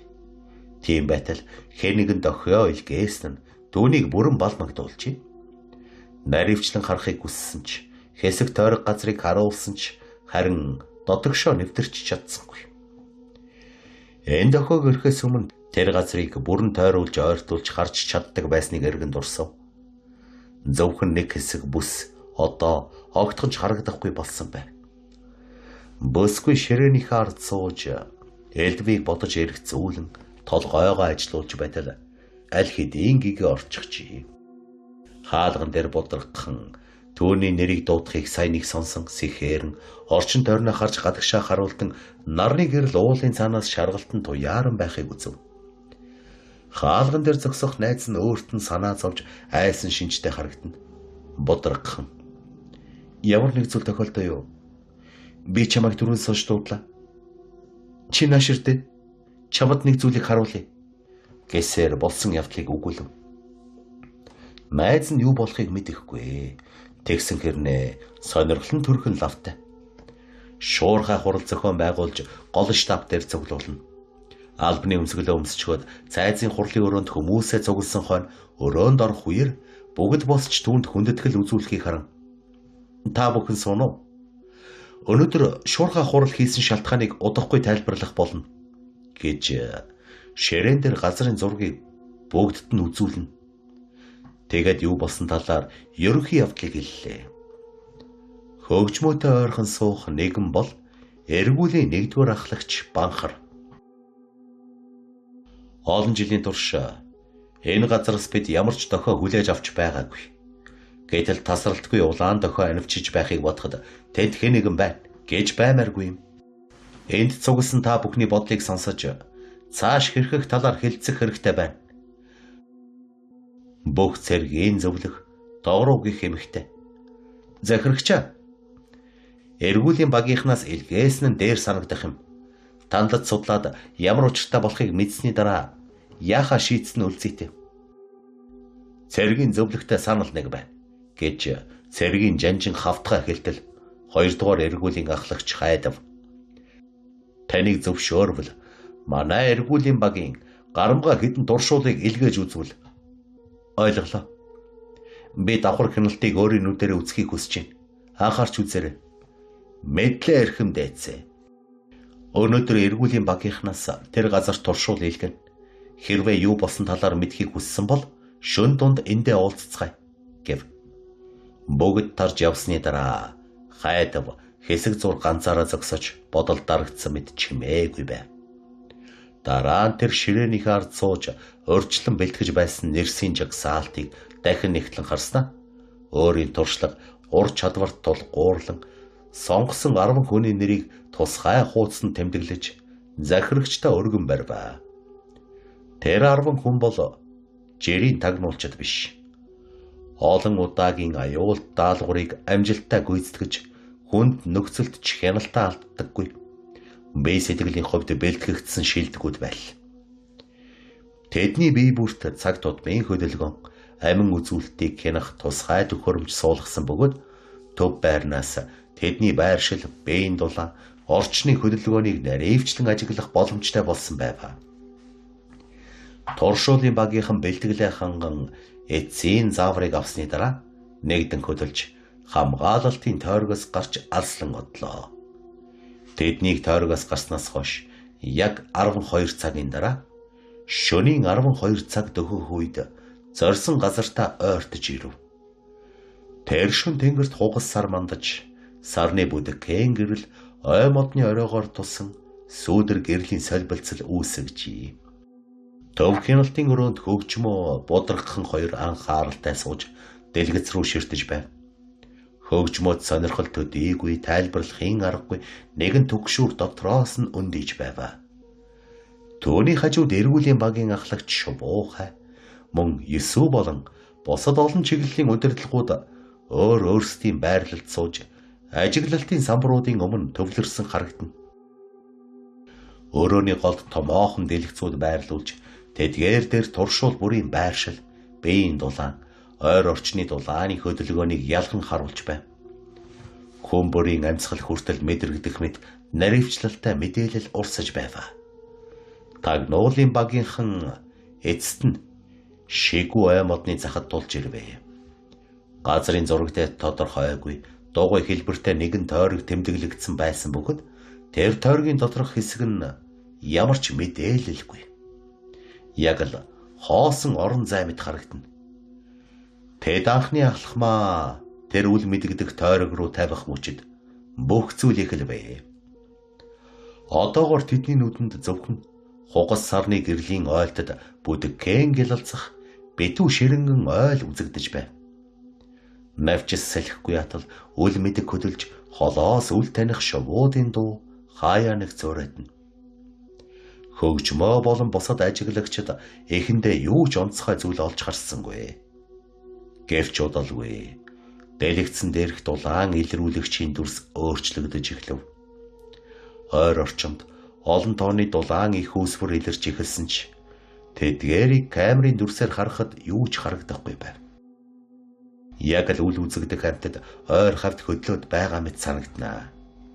Хяналтын өрөөнд суусан хүмүүс бэби рүүгээ гайхан харц солилцож зарим нь амьс гаага чимээгүйхэн татав. Тэр үед гинэт нэг туршуулын дүрс огцом доош татагдав. Дэлгэц дээрх улаан цэг нэгэн агшинд огцом хөдөлж дараагийн мөчөд түүний хөлнөөс ямар нэгэн зүйл суг татан ойн гүн рүү чирч ихэлсэн нь тодхон харагдана. Камерын дүрс донсолгон савлаж моддын дундуур хурдцтай чирэгдэн явах хөдөлгөөн л мэдрэгдэнэ. Тэр туршуул ойр дуу тавьж тусламж дуудаж эхэлсэн ч удалгүй түүний дуу гинэт тасарч нам гүн болвоо. Юу болоод байна? Химэн нэгэн удирдлах чангаар дуулдав. Гэвч юу ч тод харагдсангүй. Зөвхөн хөдөлгөөн нь илэрч бодит дүрслэл огтхон ч үзэгдэхгүй байв.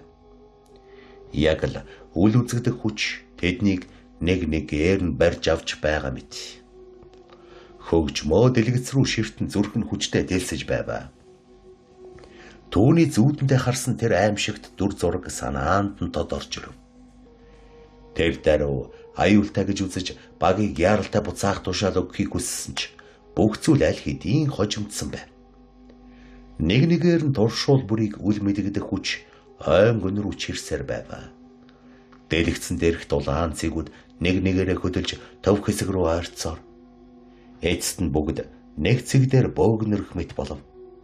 Тэр цэг яг хөгжмөөгийн зүүдэндээ харсан газрын гүнд шигдсэн авраг бит байрлах ёстой хэсэгтээ давхцаж байв. Тэгэд гинэт бүх дүрс алга болвоо. Дэлгэц дээрх дулаан тэмдэглэгээнүүд нэгэн зэрэг унтарч яг л хэнэгэн бүх холбоог тасалчихсан мэт юу ч харагдахгүй болжээ. Өрөөний дотор нам гүм нойлж хэнч юу ч хэлэхээ мэдэхгүй хэсэг зур чимээгүй сууцгав. Эхнээс нь дуустал харсан тэр бүх зүйл бодит мэдхэрнэ ойлгомжгүй тайлбарлах аргагүй байлаа. Хэнч тодорхой хариулт өгч чадсангүй. Айдас гайхшрал эргэлзээ 3 зэрэг тэдний дотор холилтон буцалж байв. Удалгүй захирагч айжуухан босож өрөөн доторх бүх хүнийг ээлжлэн ширтэв. Түүний царайд хадуу шийдэмгүй байдал илэрч байв. Энэ асуудлыг маргааш бүгдээрээ зөвлөлдөнө. Бүх удирдлагууд оролцсон нэгдсэн хуралцаарлана гэж тэр нам боловч хатуу дуугаар хэлв. Түүний үг өрөөн дотор цуур адих мэт сонсогдов. Одоохондоо бүгд тарцгаа хэмэв. Хүмүүс дуугийнхан босож нэгээрээ өрөөнөөс гарч эхлэв. Гэвч тэдний хэнэнч сэтгэл амар байсангүй. Хүн бүрийн бодолд нэг л аимшигтай асуулт эргэлдэж байв. Тэр шөнийн өглөө гол хүмүүс бүгд байрлалаа эзлэн суужээ. Банхар эргүүлийн ахлагчийн томил гойгоор 1000 орчим цэргүүдийг илгээхээр болов. Угта одоо л тэнд байх зүйлийг дарж авахгүй бол хожимо хүрээлэн хот руу дайрч ард түмнийг эрсдэлд оруулах өндөр магадлалтай гэж үзвэ. Тодорхой тушаалын дагуу банхраар толгойлуулсан олон тооны цэргийн хүч тэрхүү газрыг зорин тойргоос гарлаа. 3 дугаар хэсэг. Хуурай газрыг тэнгэрийн гээгээ татсан цагаас хүн бүрийн нүд нээгдэв. Хичээл сургуульд явах сурагчид ам булаалдан энэ хотоос гарсан цэргүүдийн талаар ярилцсан. Өнөөдрийн энэхүү яриаг таслаж өөр нэгэн багш орж ирэн хичээлдээ анхаарна. Тэдний ангид эргэн тойрон булан дохой бүрийд галт бамбрууд асаастай байхын сацуу Өөрсдийн үүх түүхийг ханам дээр уран зургаар дүрслэн илэрхийлсэнийг тодхон харж болно. Тасралтгүй олон цагийн хичээлийг толгойдоо шингээж дэвтэрт буулгасаар тарав. Шовуха Юсү бусад найзуудынхаа хамт сургуулаас гарваа. Шовуха. Өнөөдөр би та нараас салах хэрэгтэй боллоо. Надад хийх зүйл байна. Ойлгоно гэж найдаа. Гэтэл Юсү. Та хэд өнөөдөрт бид хоёргүй болгочхоорой гэв. Нөгөө хэд нь элдэвлэж шалгаасангүй. Хоёр найз зэрэгцэн цамхгийн зүг яван додогш орж тэд өөр нэгэн өрөөнд орохоор алхна. Төгжээтэй танхимын түлхүүр Шовухад би ховлыг нь тааруулан хідэнтэй эргүүлснээр нээн оров. 100-аас илүү олон хүн багтахаар энэхүү танхим цэлгэр том хэрнээ. Үнэхээр гоёмсг. Хөгжмөө түүний сонирхлыг дэмжин тусад нь энэхүү өрөөг гаргаж өгсөн. Шовуха тэрхүү өрөөнд байсан хөгжмийг асааж зөөлөн уянгын ая явах үеэс өрөөний галд зогссон бүсгүй дотроо гүн гүнзгийгээр нэг том амьсгай авна. Тэгэд нүдэ анж бүх ээл зүрх сэтгэлээрээ мэдэрч гараа ус шиг долгоолуулан үе мөчгүй мэтэр уян налархай бүчгэр бэлдэнэ. Шовуха аяны гişгтэй хамт нүдэ анастай тайван урагшгуулсан алхав. Түүний гарын хуруунууд агаарт зүсэх мэд нарийнхан зам гарган эргэлдэж сарнсан усны долгоо шиг дэрвэнэ. Нурууга ихцэлж мөрөө айжмаар хойш татан урагшгуулсахдаа хөл нь хөнгөн салхинд тугдах навч мэт дэвэлт бүрэн утга учиртай намгүй мэн дундах шивнэ шиг намблаг. Бүсгүй хөдөлгөөнүүд усан мандлын давалгааг санагдуулан гар нь эргэлдэх бүрт усны мандалд чулуун унсан мэт тойрог үүсгэн тархах мэтэ. Түүний бие урсаж буй голын урсгал шиг тасралтгүй эвсэлтэй бөгөөд шидэд мэт заримдаа тэрбэр доош тонгоож сөхрөх агшинд уулын хүйтэн ар шааны урсгалтай нэгэн адил тайвшрал өгч дараагийн хөдөлгөөнд уусаж алга болдгоо. Есүс тэр бүхнийг ажигласаар суухаж хүрээлэн хотыг газрын хөрстөнд тэгшилж бүр мөсөн суйрлахээс өмнө тэрхүү аюулт газрыг устгах шаардлагатай болсон байв.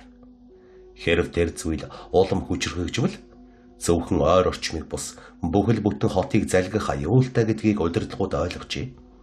Тиймээс энэ үүргийг гүйцэтгүүлэгч эцэслэн биелүүлэхээр бүрэн зэвсгэлсэн цэргүүд бүрэн хөдөлгөөнд орсон байв. Хэд хэдэн хүнд даацын машинд томоохон зэвсэг, тусгай төхөөрөмжүүд болон бусад хэрэгцээ зүйлсийг ачин заримыг нь дөрвөн хөлтөн тээвэрт бэхэлжээ. Хагарч эвдэрсэн олон жилийн турш засварлаагүй мэд бартаад замаар тэдний цуваа аяархан гэлдэрч урагшилна.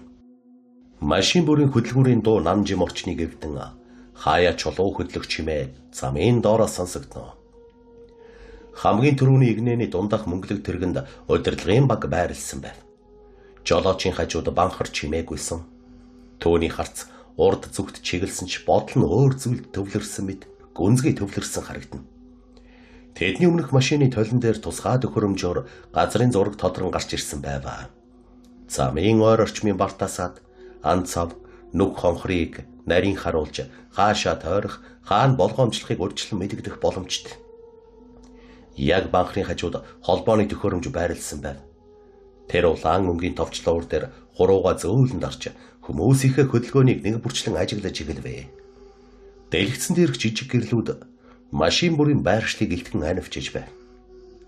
Гэвч удалгүй газар үл мэдэг дөргөв. Эхэндээ хэн ч анзаараагүй ч дараагийн мөчөд дөргөлт хүчтэй болж тэргүүн игнэнд явж байсан машин гэнэт тэнцвэрээ алдан урагш тонгов. Замын донд үүссэн том хагархай нүхийг анзаарах завдалгүй машины хамар тэр чигтээ нүх рүү шурган орчихвоо. Жолооч уурч гарахыг оролдсон ч дугуйнууд хоосон эргэж шавар хайрга үсэрхэн гацсаар байв. Аргагүй ирэхэнд цэргүүд машинаас бууж хойш урагш түлхэн олсоор татан гаргах гэж оролдоно. Тэдний амьсгал жигд бус болж гар нь шавар шороонд дарагдав. Бараг хагас цаг орчим ноцлолсны эцэст тэд машиныг арайхийн нүхнээс гаргаж чадчих. Гэвч тэндээс гармагц баруун гар талын урд дугуйн хий алдсан нь ил болов. Хүнд ач барта зам хоёр нийлж дугуйг цоолж оргисон байв. Цэргүүд шуурхай ажиллан эвдэрсэн дугуйг авч шинээр сольж бэхэлгээх шалгав. Энэ бүх хугацаа тэдний төлөвлөсөн замыг улам удаашруулж байв. Хэдэн цаг тасралтгүй давхсны эцэст тэд зорьсон газрынхаа ойролцоор. Тэдний өмнө битүү бараг нэвтрэх аргагүй мэд шэрэнгэн хан мэд сүндэрлэн харагдана. Моддын мөчр хоорондоо орооцолдож нарны гэрэлж нэвтрэхэд бэрх харагдана. Цааш явах ямар ч боломжгүй мэт санагдана. Цуваа алгуур зогсов. Банхар машинаас бууж орчныг анхааралтай ажиглав. Түүний хөдөлгөөн тайван боловч шийдэмгүй байлаа. Тэр дээлнийхээ өвөр хэсгээс жижиг гарын авлага мэт харагдах хуучин ном гаргаж ирвэ. Номын хавтас илэгдэж болно нь муудсан байх бөгөөд дотор нь эртний бичээсүүд бүдэгхэн үзэгдэнэ. Тэр хоёр ижил модыг гаргаж ойролцоох хоёр цэрэгт өглөө. Цэргүүд түүний зааврын дагуу хөдөлж өөрсдийгөө тойруулан томоохон тойрог зурч эхлэв. Моддын үзүр газар шүргэх бүрт шороон дээр нарийн мөр үлдэнэ. Тэд тойргийг бүтэн дуусгаж эхэлсэн цэг дээрээ эргэн ирэхэд банхар тэнд аль хэдийн зогсож байл. Тэр анх зурсан хэсгийн төвд айжмаар өвдөг сөхрөн суув. Гараа шороон дээр дарж нөгөө гартаа барьсан номоо дэлгэн тавил. Номын хуудсууд салхихгүй атал үл мэдэг хөдөлж эртний бичээсүүд сарны бүдэг гэрэлд амлин харагдах мэт болж байв. Банхар нүдэнэн гүн амсгаапа. Дараа номон дээрх бичээсүүдийг ширтэн хэдэн үгсийг тасралтгүй шивнэн уншиж эхэллээ. Түүний дуу ихэндээ сулхан сонсогдож байсан ч удалгүй илүү жигд хүчтэй болон үргэлжилнэ. Шэвшлэг мэт сонсогдох тэр үгс ой модны дунд цуурайтаж орчны агаар үл мэдэг хүндэрч эхлэв. Тойргийн доторх шороо үл мэдэг чичирч газраас сулхан дулаан мэтэргэдэг шиг болов. Энэ хооронд бусд нь майхан саваа босгож хөл хөдөлгөөн болно. Банхар тарныг олон удаа шившин уншина. Тэрхүү тойргийг дагаад хамгаалалт бүрхэж эхэллээ. Харуулын цэргүүдийн нүдэнд ямар нэгэн хөдөлгөөн илэрсэнгүй. Амар жимэр байсан учраас ой хаваас ижигтэй зүйл огтхонж харагдаж мэдрэгдсэнгүй. Банхара голлох хүмүүсийг цуглуулан хуралдаж захирагчтай эндээсээ холбогдсон. Захирагчийн тушаалын дагуу тэр ой моддыг тэр чигтэн шатаа харга хэмжээ авах тухай хэлв. Эхэнд явуулсан туршуулын багийнхныг амьд гэдэгт үл итгэн дотор нь юу ч байсан үгүй хийхийг хүснэ. Захирагчийн тушаалтай зэрэгцэн тойргийн захад байрлсан хэдэн цэрэг мөрөндөө хүнд буужин зэвсгэ өргөн нэгэн зэрэг онлон чиглүүлв. Тэдний амьсгал жигдэрч шөн дунд нам гүморчныг таслах мэт огцом дуугарч буужингууд араараасаа харван отлоо. Галтай сүүлч ирсэн буужингууд битүү ширэнгэн ойроо шурган орж дараагийн агшинд ой модны гүнд хүрч хүчтэй дэлбэрэв. Тэсрэлтийн дуу хадасга моддын дунд олон дахин ойж галын дүл асар том баяр наадан бит дүрлцэн асхна. Сарны бүдэг гэрэлтэй нийлэн аимшигтай атлаас үрдмээр үзэгдэл болж харагдана. Цэргүүдийн зарим нь дотроо энэ удаа бол дууслаа хэмээн найдсан мэт ширтэн зогсно. Гэвч удалгүй тэр дүрлцэн гал гэнэтхэн юу ч болоогүй мэт намжин айжмаар унтарч эхэллээ. Хэдхэн хормын өмнө дөрүлзэж байсан дүл ор мөргүй замхарч ой мод яг урдынх шиг хэвээр үлдсэн нь хажирхалтай санагдана. Пуужингийн тесрэлт нэгч модыг түлээгүй. Нэгч навч харлуулж амжаагүй мэт байв. Энэ үзэгдэл тэнд байсан бүх хүнийг хэсэгхэн зур дуугүй болгож хэнч тайлбарлаж чадхааргүй хүйтэн мэдрэмжийг зүрхэнд нь төрүүлв. Удалгүй ой модны гүнээс нэг ээрээ салан гарч ирэх мэт хэдэн хар сүүдэр агаар төвөн араар ааса цовор нэсэлцээр ойролцоо ирэх нь үзэгдэв. Тэд яг бодит бийтэй мэт харагдах хадлаа хэлбэр дүрсэн тодорхой бус. Сарны гэрэлд хаяа тодорч хаяа алга болж байв. Тэр сүүдрүүдийг харсан залуус хүнд бууга чангатгаж бэби рүүгээ харц солилцсон болгоомжтой алхалсаар тойргийн дотогш орж эхэлвэ. Хамгаалалтын бамбайн гаднаас гинэтхэн үл мэдгдэх хүчтэй зүйлс шидэгдэн ирж том чулуу хатсан модны мөчр бамбайн гадаргууд хүчтэй цохигдоход төс тас хийх дуу гарав. Цохилт бүрийн дараа бамбай үл мэдг чичирч дотор байсан хүмүүсийн зүрх хүчтэй цохилж байв. Яг энэ мөчид тэдний анхаарал алс холын харанхуй татагдваа. Төө холоос нэгэн итгээд амтан тэднийг чиглэн хөдөлгөөнгүй ширтэж байв. Түүний чих дэлбгэр том нүд нь гал шиг ул айран асч сарны гэрэлд бүдэгхэн тодрон харагдана.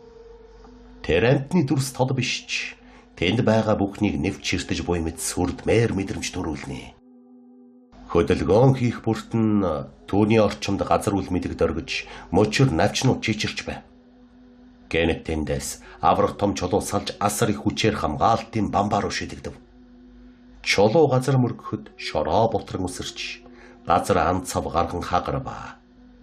Тэр дөргөлд бамбайн дотор хүртэл нөлөөлж зарим цэргүүд тэнцвэрээ алдан ухарч баггүй сандарцгаав. Энэ бүхний дунд тэд өнөөх амтан яг ямар учиртай болохыг ойлгоогүй ч нэг зүйлийг тодорхой ухаарсан байв. Энгийн гал тесрэлт энэ газрыг бүрэн түйвэж чадахгүй. Харин жулам өдөөж буй мэт санагдана. Банхар холбооны төхөөрөмж рүү яаран дөхөж захирагчтай холбогдсон болсон бүх явдлыг нэг бүрчлэн тайлагнаж эхэлвэ. Төвний дуу тайван сонсогдож байсан ч дотор нь түгшүүр улам гүнзгийрч байв.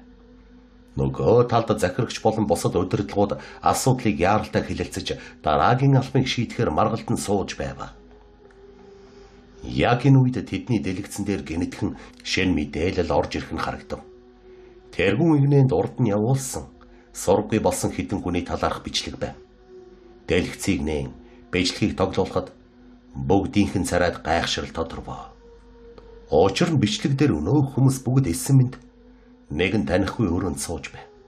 Гэвч тэдний бие шарх сорвоор дүрч зарим нь цуснд бодогдсон хувцастай туйлдан ядарсан байдалтай харагдана.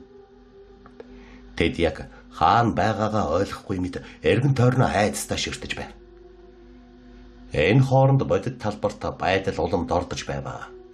Тойргийн эргэн тойронд гэнэтхэн сүнс чөтгөр мэт хэлбэр дүрстэй амьтад энд тэндээс гарч ирэн хүний ойлгоход бэр хөдөлгөөнөр гэнэт гарч ирээд хамгаалтын бамбаар хүчтэй хэдэнтэй зогсноо.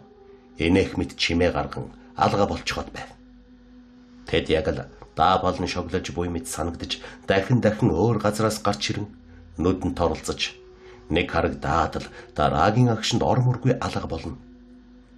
Бэтүү ширэнгэн ойн гүнээс тэдгээр үл бүтэх хөдөлгөөнүүд тасралтгүй үргэлжилж хаа нэгтээ ямар нэгэн зүйл амлин хөдөлж буй мэт мэдрэмжийг улам хүчтэй төрүүлж байв. Тэнд байсан хүн бүр нэг л зүйлийг мэдэрч байв. Энэ зүгээр нэг газар биш. Харин өөр ертөнцийн хаалга мэт болж дотор нь орсон бүхнийг аажмаар залгих гэж буй мэт аимшигт орон зай болж хувирчээ.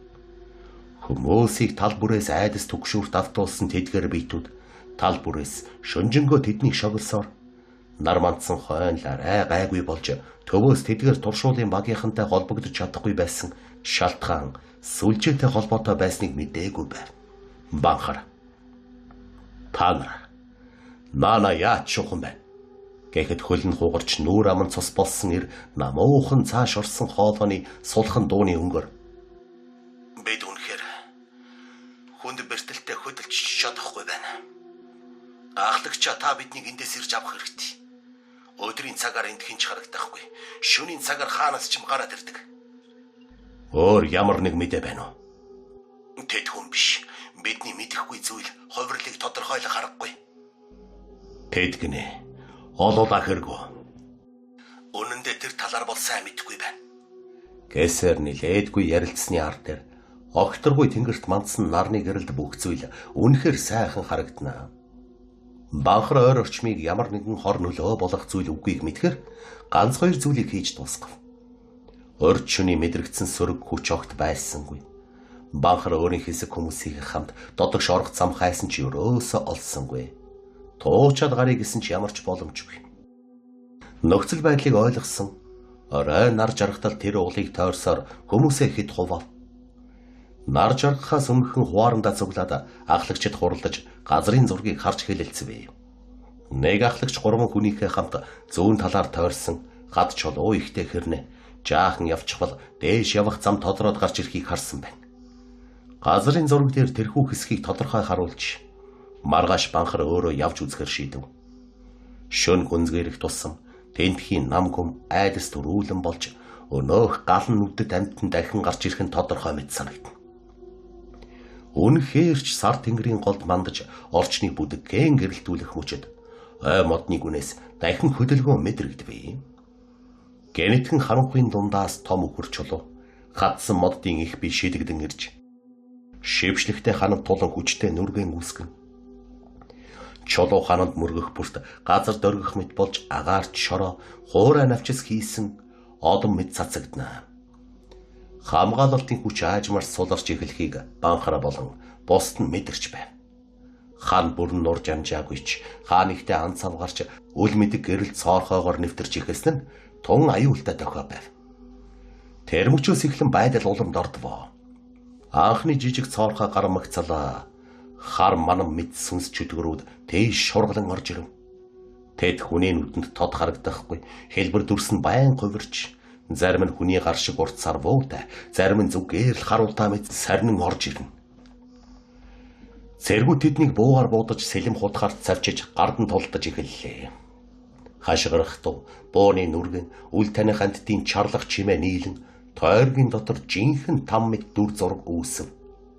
Баахар сарвчнаасаа гарч ирэхэд түүний нүдэнд айдас бус харин төвлөрсөн хатуу шийдэмгүй байдал тодорч байв. Тэр шууд дайран эрсэн сүнснүүдийн өөдөөс ухралгүй орж гартаа барьсан модон таяг шиг зэвсгээр тэднийг цохиж заримыг нь тараан бутрааж байв. Төөний амнаас тасралтгүй шившлэгийн үгс урсан гарч дуу нь улам хүчтэй, улам тод сонсогдноо. Нэлээн удаан үемэн үргэлжилсний дараа тэр хамгаалалтыг дахин бэхжүүлэхээр төвлөрөн зогсов. Банхрын туслахууд түүнийг тойрондоо гуйлан зогсож ойртож ирэх сүнс чөтгөрүүдийг зэвсгээрээ цавчин хамгаалж байв. Яг тэр үед ой модны хүнээс өмнө нь чулуу шидэж байсан нууцлаг бид гэнэтхэн илүү тод харагдваа. Дөрвөн хөллөн газрыг хаглан давхих мэт хурдтай ойртож ирэхийг харсан хүмүүсийн царай цонхив. Газрын дөргөн улам ширүүсч түүнийг ойртох бүрт газар доороос чижирхийлэл мэдрэгдэнэ. Банхар хананд анхаарлаа төвлөрүүлэн тарныг тасралтгүй уншсаар гарын доорх шороон дээр эртний тэмдэг зурж байв. Тэр тэмдгүүд аажмаар бүдэг гэрэл ялгаруулж ханын ан цавууд баг багаар битүүрч эхэлх нь харагдана. Гэвч өнөөх бийт ойртох тусам дүр төрхөн тодорч эхлэв. Тэр нь жирийн амтан биш. Аврах том бийтэй бараг баавга шиг хэлбэртэй аим шигт амтан байл. Түүний нуруу бүхийсэн хүзүүн богинатлаа булчинлаг хоёр гар нь хүнийхээс хавгүй урт бөгөөд сарвуун хад чулууг урж таслах үз хурц харагдана. Хамгийн аимшигтай нь тэр хоёр гартаа гал атлахсан мэт дөл барьчихсан байлаа. Гал нь түүний сарвуунд шатаг хатлаа арсыг нь гэмтээхгүй юм. Харин улам хүч нэмж буй мэт санагдана. Тэр амтан хананд тулж ирэхэд орчны агаар хүртэл халуун болж галын хурц үнэр хамар сэтэлвэ. Эхлээд тэр гараараа ханыг зөөлөн хурч үзв. Хан үл мэдэг дөргөхөд сэргүүдийн зүрх агшиж амьсгалан дүгчв. Дараа нь тэр гарынхаа сарвуунуудыг аажмаар атхан чангалж гэнэтхэн хүчтэй ихэн зохиход хамгаалалтын хан аимшигтай дөргиж газар хүчтэй хөдөлв. Хэдэн цэрэг тэнцвэрээ алдан унаж шороон дундан хөрвөө. Банхар нүдэнж бүх анхаарлаа төвлөрүүлэн тарин уншсаар байв. Түүний дуу улам хүчтэй, тасралтгүй урсаж хан баг багаар зузаарч буй мэдрэгдэнэ. Гэвч өнөөх амтны дараалсан хүнд цохилтууд хамгаалалтыг байн байн ганхуулж тэр бүрт газар дөргөхөд хүмүүсийн зүрх хүчтэй цохилно. Хэдий тийм боловч банхар болон түүний туслахууд арайхийн хамгаалтыг тогтоон барьж байваа. Тойргийн дотор энэ хооронд орж ирсэн сүнс буг чөтгөрүүд цэргүүдтэй ширүүн тулдаж тулаан улам ширүүсэн. Зарим цэрэг унаж, зарим нь шархтаж газар дээр унсан зэвсэг, тасарсан хувцс, цус шороотой холилдон эмх замраагүй дүр зураг үүсгэнэ. Тэд хэдэн цагийн турш амнасаа үл хайрлан тэмцэлцээр шөн урт удаа мэд санагдан үргэлжилсээр л байв. Эцэст нь тэнгэрийн хаяа алгуурхан улааж эхэллээ. Алс холд нар мандах дохиогч харанхуй айжмар шингэн эхлэхэд орчны уур амьсгал үл мэдэг өөрчлөгдөв. Тэр мөчид өнөөх аврах том баавга шиг амтан гинэд хөдөлгөөнө зогсоож толгойгоо баг зэрэг гэлжийлхэн инээмсэглэх шиг болсноо. Эргэж харан ой модны гүн рүү айжмар алгасаар алга болов. Төөний холдох бүрт газар дөргиж байсан чимээж намжиж орчин баг багаар нам гүн болвоо. Нар мандах мөчид тойргийн дотор нэвтэрч орж ирсэн сүнс чөтгөрүүд айжмар сарнин алга болж үлдсэн цөөн хідэн цэргүүдийн зэвсэгт өртөн устгагдав. Тулаан дуусахад тойргийн доторх байдал эмх замбраагүй болж газар шороонд унсан мод чулуу эвдэрсэн зэвсэг утаа манан холилдон аимшигт дүр зураг үлджээ. Хамгийн хүнд нь өөрсдийнх нь хэдэн нөхдийн ам үргэцсэн байдал байв. Тэдний бие газарт хөдөлгөөнгүй хэвтэж шөнжин үргэлжилсэн тулааны үнэн бодит үнцнийг харуулж байв. Нарны анхны туяа тэр эмх замбраагүй талбай дээр тусахад амьд үлдсэн хүмүүс дууг зогсож энэ тулаан дөнгөж эхлэх төдий байсныг дотроо мэдэрч байв. Ахлагчид хуралдаад болсон явдлын талаар тодорхой мэдээллийг захирагч рүү илгээв. Харин дараа нь хөдлөх тэнхээтэй хүмүүсээ хөдөлгөж өнөөх газар руу очиж тэрхүү явах боломжтой замаар орсоор дээш өгсөн бөө. Хуаран шархадсан зэргүүдээ асарч хамгаалах тодорхой тооны хүмүүсийг үл дээсний улмаар санаа зовох зүйлгүй гэхэд болно. Тэд цааш явсаар төхөөрөмжөнд харагдаагүй зам харгүй гарч ирсэн учраас тэр хэсгээр алхалнаа. Нөгөө ахлагчтай хагас хүмүүсээ илгээж явах үеэр тэр ардаа мөрүүлдэж байв. Өмнө нь нэг нов ногоон орчноор алхаж эхэлвэ.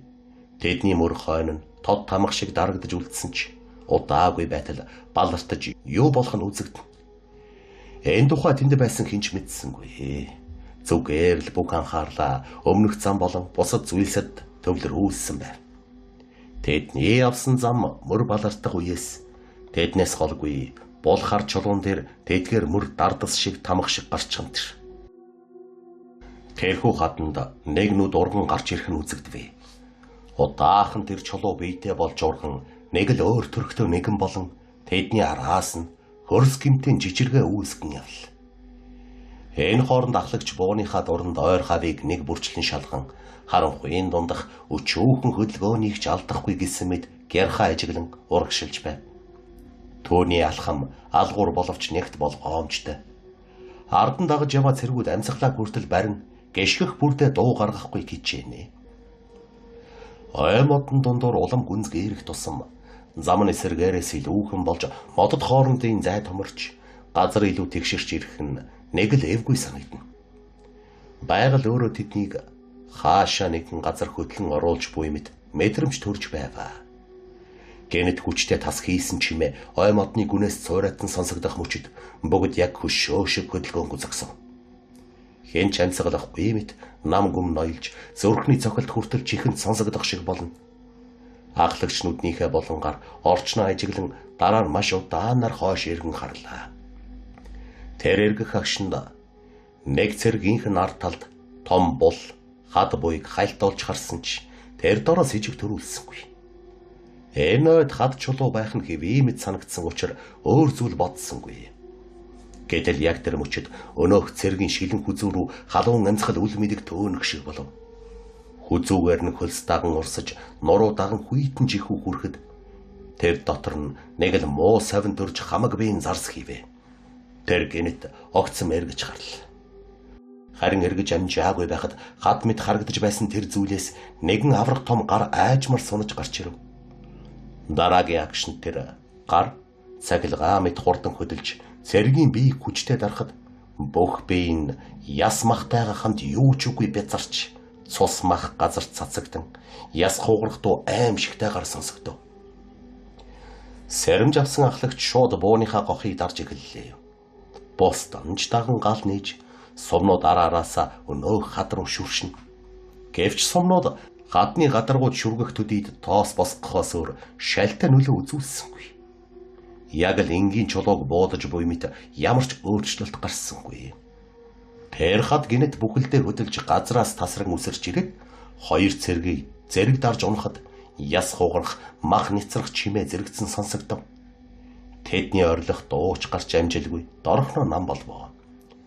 Дараагийн мөчөд өнөөх бид дахин гараас автал нэг цэргийн толгой биеэсээ тасран хол шидэгдэж нөгөө нэг нь айж сандарсандаа ухарчгүй ихтэй хугарч унсан модны хурц мөчөрт цээжээс үлбүүлэн гацав. Тэр аим тавихын өмнө авнасаа цус савируулан амьсгалан тасалдж нүд нь хоосон ширцээр хөдөлгөөнгүй болвоо. Ой модны дунд аимшигт хядлага хэдхэн агшинд өрнөж байв. Ахлагч үлдсэн цөөхөн хідэн хүнийхээ хавд эргэж гаргаж завдалгүй зогтож эхлэв. Тэдний алхан бодилж амьсгалан давчтан ой модны завсраар галт зуурсан мэт гүйлтэн. Хард нь газар дөргөх чимээ улам ойртож өнөөх авраг бит тэдний хөөж буйн тодорхой мэдрэгдэж байв. Хэдхэн хормын дараа тэр аимшигт зүйл тэднийг гүйцэж ирвэ. Нэг нэгээр нь барьж газар цохин няцалж хашгирах дууг нь тасал дуулсаар л байв. Цус шороо эвдэрсэн зэвсгийн чимээ холилдон ой модыг бүхэлдэн донсолгон. Эцэст нь ахлагч ганцаараа үлдвэ. Тэр бууга чангатхан амьсгалан тасалдах шахам зогсож байтал ард талаас насар том сүүдэр нөмрөн ирэл. Тэр эргэж харах гэсэн ч амжсангүй. Хамгийн сүүлд түүний харсан зүйл бол дээрээс нь бууж ирэх аврах том гар, түүний дунд атгахдах шиг болсон харанхуйн дүүс байв. Дараагийн агшинд хүчтэй цохилт бууж түүний толгойоос хагарах чимээтэй зэрэгцэн бяцран бүх зүйл хар бараанд манан живэх шиг болов. Үйлдсэн зөвхөн цусанд будагдсан газар эвдэрч сүйтсэн зэвсэг ой модны дунд тархсан үхлийн нам гүн байлаа. Тэнд болсон тэр аимшигт мөчийг гэрчлэх ганц зүйл нь ахлагчийн дуранд бичигдэн үлдсэн хамгийн сүүлд толгой нь бяцлагдах аг шанал байв. Банхар хүмүүсийн хамт нүдэнд харагдах замаар явсаар өнөөх газрын гүн рүү толгойгоо шигтгсэн гаргаргийн зүйлийг харваа. Яг тэр газарт очиж эргэн тойрныг нь харж байтал дотог шорохныг хаалга байв. Тэгсэн жорхыг тэгтлэх хүссэнгүй. Удалгүй нэг би тэдний хажуухан шидэгдэх үеэр бүгд тарихгүй цогцыг харан шууд таньсан ч дотор нь муухай оргин бөөлжсөн цодгож эхлэв. Өнөөх хат тэднийг чиглэлсээр ирэхийг харан айсандаа өнөөх зүйл рүү яваад орсон хойно хаалгыг нь таглаад хаачихва. Хад дотогш орж чадахгүй хэрнээ гаднаас нь эвдэх нүүдэ гэлтэй. Ёстой чанга хүчтэй балбаж байснаа чимээгүй болчихов. Тэд хэсэг тас харанхуй хонглоор бидэрч өөр нэг гэрэл гээтэй газар гарч ирлээ. Урагш тасралтгүй явсаар эргэн тойрноо харан хуучирч зэвэрсэн, төмөрс салж унсан хаалга, аалзны торонд бүрхэгдсэн хан тааз, жижиг хорхоо шавжаар дүүрсэн харагдана. Нөгөө хэдийгээ дагуулж олон тооны өрөө болон тохой бүрийг нэгжиж үзвэ. Тэдний орж ирсэн хонглын хан таазан дээрээс үл таних хамтны өндөг харагдахгүй байсан ч эл болоод гарч ирэх нь тэр мүдхэн хагарч доош жижигхэн олон мөчтэй амтан гарч ирэх гэж. Нэг биш хэдэн 100 тонны нялцгай амтад бий болж байваа. Банхар өөр олон өрөөний хаалгыг нээвэл тагнуулын хорооныхан илхэн байж байхыг үзв. Бүгдийг шалгах үеэр ганцаас бусд нь амиргдэж тэр залуугийн дэргэд сууж хөдөлгөх гэсэн ч хамтайгаа ямар нэг зүйлээр холбогдсныг харахын сацуу салгаж чадахгүй байв. Өнөөх цэрэг суулхан өнгөөр. Энэ бол тэр амтны үр төлөөд хийх нэг арга. Манайхан бүгд нэг иймэрхүү байдлаар үргэцсэн. Та нар хат чулуу шиг зүйлтэй таарсан уу? Тийм ээ. Ямар учиртайг мэдэхгүй юм. Ахлагчаа тэр бол шүн дөлөөр галт баавга болж ховирдог. Өдрийн цагаар харагдсан дүрсэн тэр юм. Биднийг аврах гэж ирсэндээ баярлалаа. Гэхдээ тэр өөрийн дуу хоолойгоо сонсгох мэт далд ухамсарыг мань удирдах чаддаг. Уг нь би танд битгий наашаа зүглээрэ гэж хэлэх гэсэн ч чадаагүй. Та нар тэр зүйлийг сэрхээс өмнө хүмүүсээ аваад даруй явсан дээр гэж нулимсаа урсгахыг үзв. Чи юуны талаар яриад байна? Бидэнд дохио илгээсэн зүйл. Тэр бол тэдгээр амьтдын олон жилийн турш нойророо тэжээгдэж байчилт.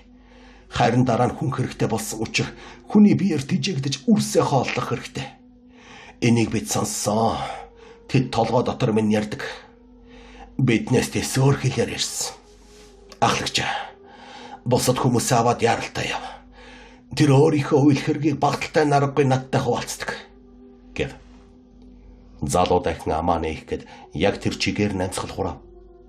Гэнэтхэн хүмүүсийнх нь буундуу тасралтгүй дугарч эхлэх үеэр залуу өрөөнөөс гарваа. Олон тооны амьтад хаа сайгүй гүйсээр ирэх нь харагдана. Тэрхүү амьтдыг үргэх үеэс өөр нэгэн газраас орилох муухай дуу чихэн сонсогдов. Ижил хэмжээтэй том өрөөнөөс ямар нэгэн зүйл гарч ирэх гэхийг мэдсэн даруйд гаргахгүй талаас нь арга хэмжээ авсан ч удаан торгож дийлэхгүй байваа. Гарах гарцгайж ойр хавийг нэгжин тэмтэрч байтал нэг замыг олж тийш гүйцгээв.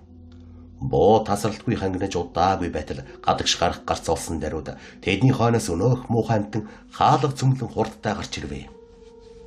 Тэслэгчийг олноор нь шидэд гаднаас хаалгыг тагалтал хүчтэй дэлбэрэх чимээ нүр гэнтэй адил нөмрөв.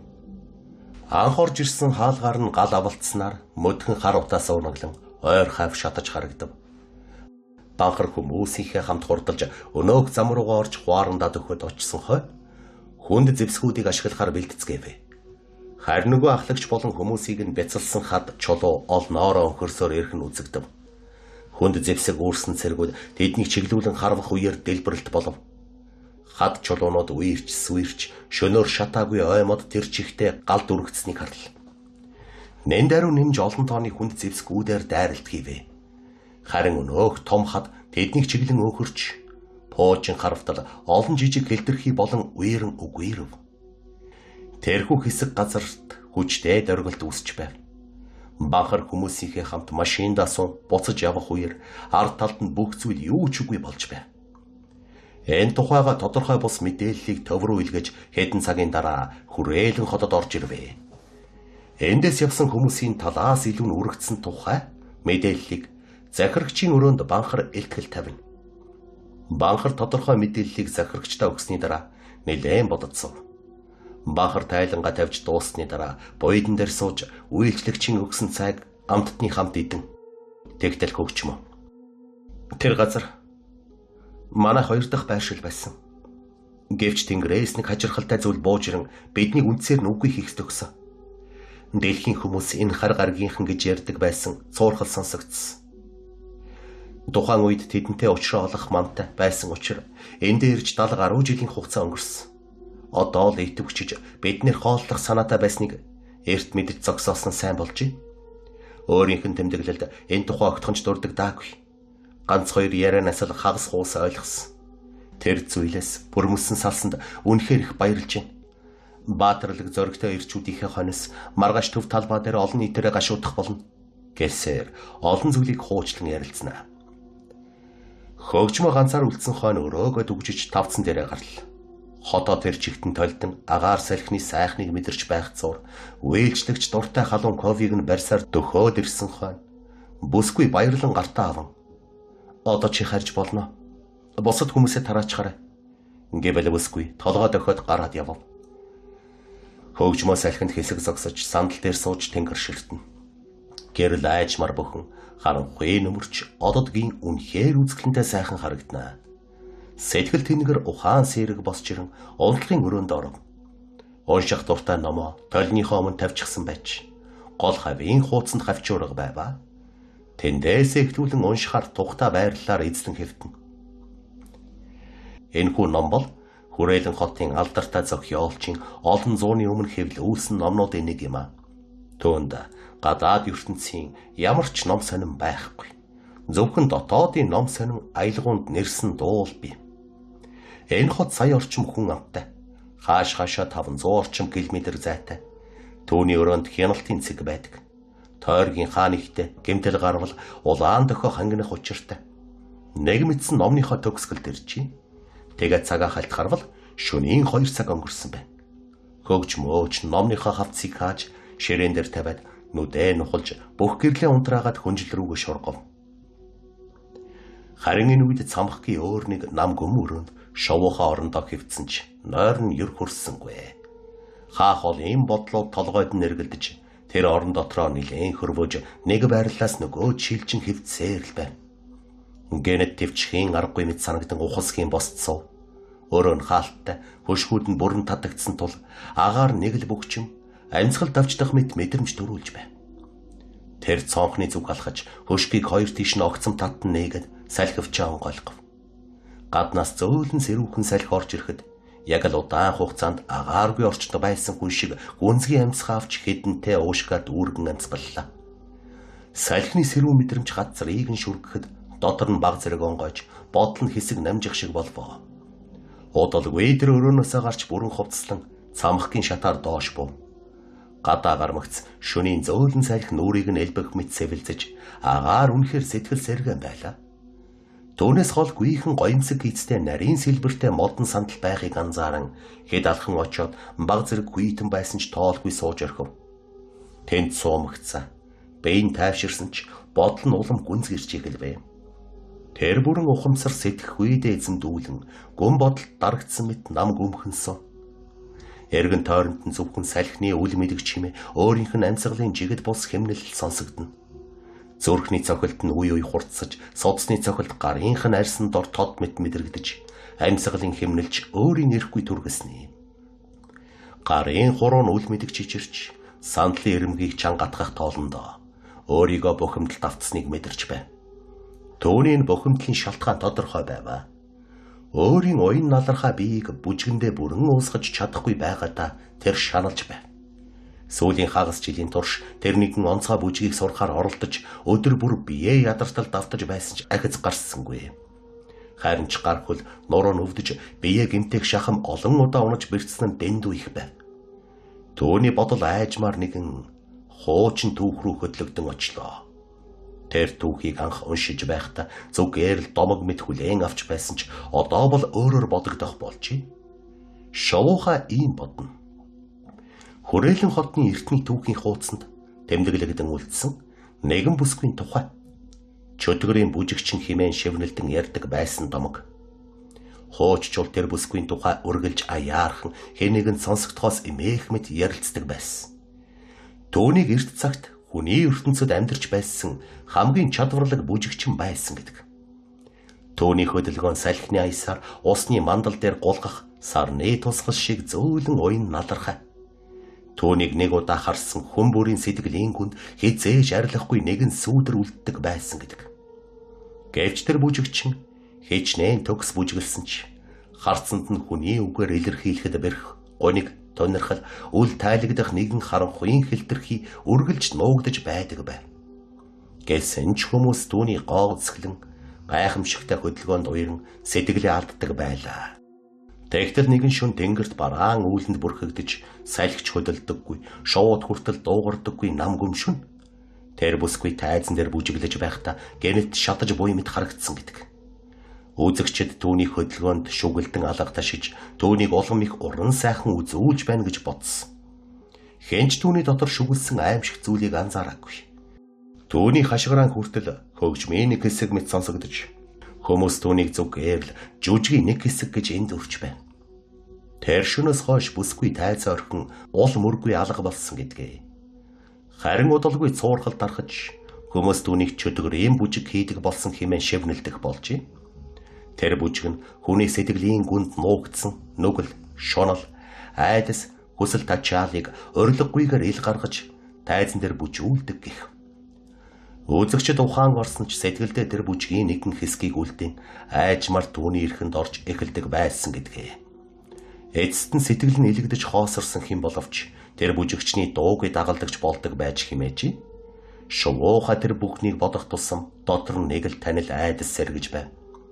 Хүмүүсийн ярьдаг бас нэг зүйл санаанд нь тодорвоо. Тэр бүжигчин зүүдэнд орж ирдэг тухай. Яг л салхинд хөдлөх хөшиг шиг аяархан, чимээгүйхэн.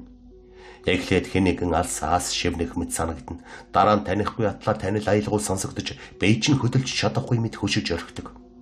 Чи хаашаач хөдлөхгүй, харин хөгжимд баригдсан мэт зогсно. Тэгээд чи түүнийг харна. Өрөөний болон сүүдрийн зааг дээр тэр бүжиглэж эхэлнэ. Гэвч хүний нүд түүнийг бүрэн харж чаддаггүй. Хөдөлгөөн нь хэд хурдан, хэд зөөлөн. Заримдаа түүний гар хөл нүүр нь байн өөрчлөгдөж, яг бодит диск нь эргэлзээ төрүүлнэ. Нэг л мэдхэд чи өөрийнхөө тухай мартаж эхэлдэг. Зөвхөн түүнийг л ажиглана. Түүнийг зүүдлэн. Гэвч яг л сэрүүн байгаа мэт мэдрэгдэнэ. Өглөөс ирэхэд дэвчин нойтон яагаад уйлснаач санахгүй. Юунаас ч айгаагүй мэт хэрнээ бүх зүйлээс цугтахыг хүсэх мэдрэмж төрдөг гэж ярьдаг. Шувууха тэр домгийг дахин санах тусам нэгэн үг тод санагдваа. Чи надаас илүү бүжиглэж чадна гэж бодож байна уу гэх мэт хэн нэгэн шивнэж байсан мэт дурсамж. Тэр түүхийг хүмүүс домогт бөрмөсөн дарагдсан гэж үздэгч. Шувууха одоо бол өөрөөр бодож байл. Магадгүй тэр бүжигчин үнэхээр алга болоогүй ч байж болох. Түүний бүжгийн хэв маяг ямар ч хүнийг сөхрүүлэн хэн ч амархан дуурайж чадахгүй тийм хачин төгс хөдөлгөөнүүдтэй гэж бичсэн байсан. Шувууха тэр хөдөлгөөнүүдийг сурахаар сүүлийн хагас жилийн турш уйггүй хичээсэн ч үр дүн нь дандаа бэртэл өвдөлт ядаргаа байлаа. Төвхийн хуудсанд тэр бүсгүй төгсгөл хэрхэн болсон тухай ганц ч тодорхой мөр байгаагүй бүрч санагдана. Тэр бодолдоо автан модон сандал дээр хөдөлгөөнгүй суусаар шүн айжмар уртсаж байваа. Цамхгийн орчомд намгүй мөргөлжилж зөвхөн салхины зөөлөн шив нээлж ихэнд сонсогдно. Шовоохай бүхэл шүнжин тэнд сууж өнгөрсөн түүх одоогийн хүсэл үл тайлагдах айдас гуравт дарагдан өөрөөсөө ч нууж байсан асуултуудтайгаа ганцаар үлдсэн байв. ертөнцийн амар тайван Тэнгэрийн доор маш олон зүйлийг эргцүүлнэ.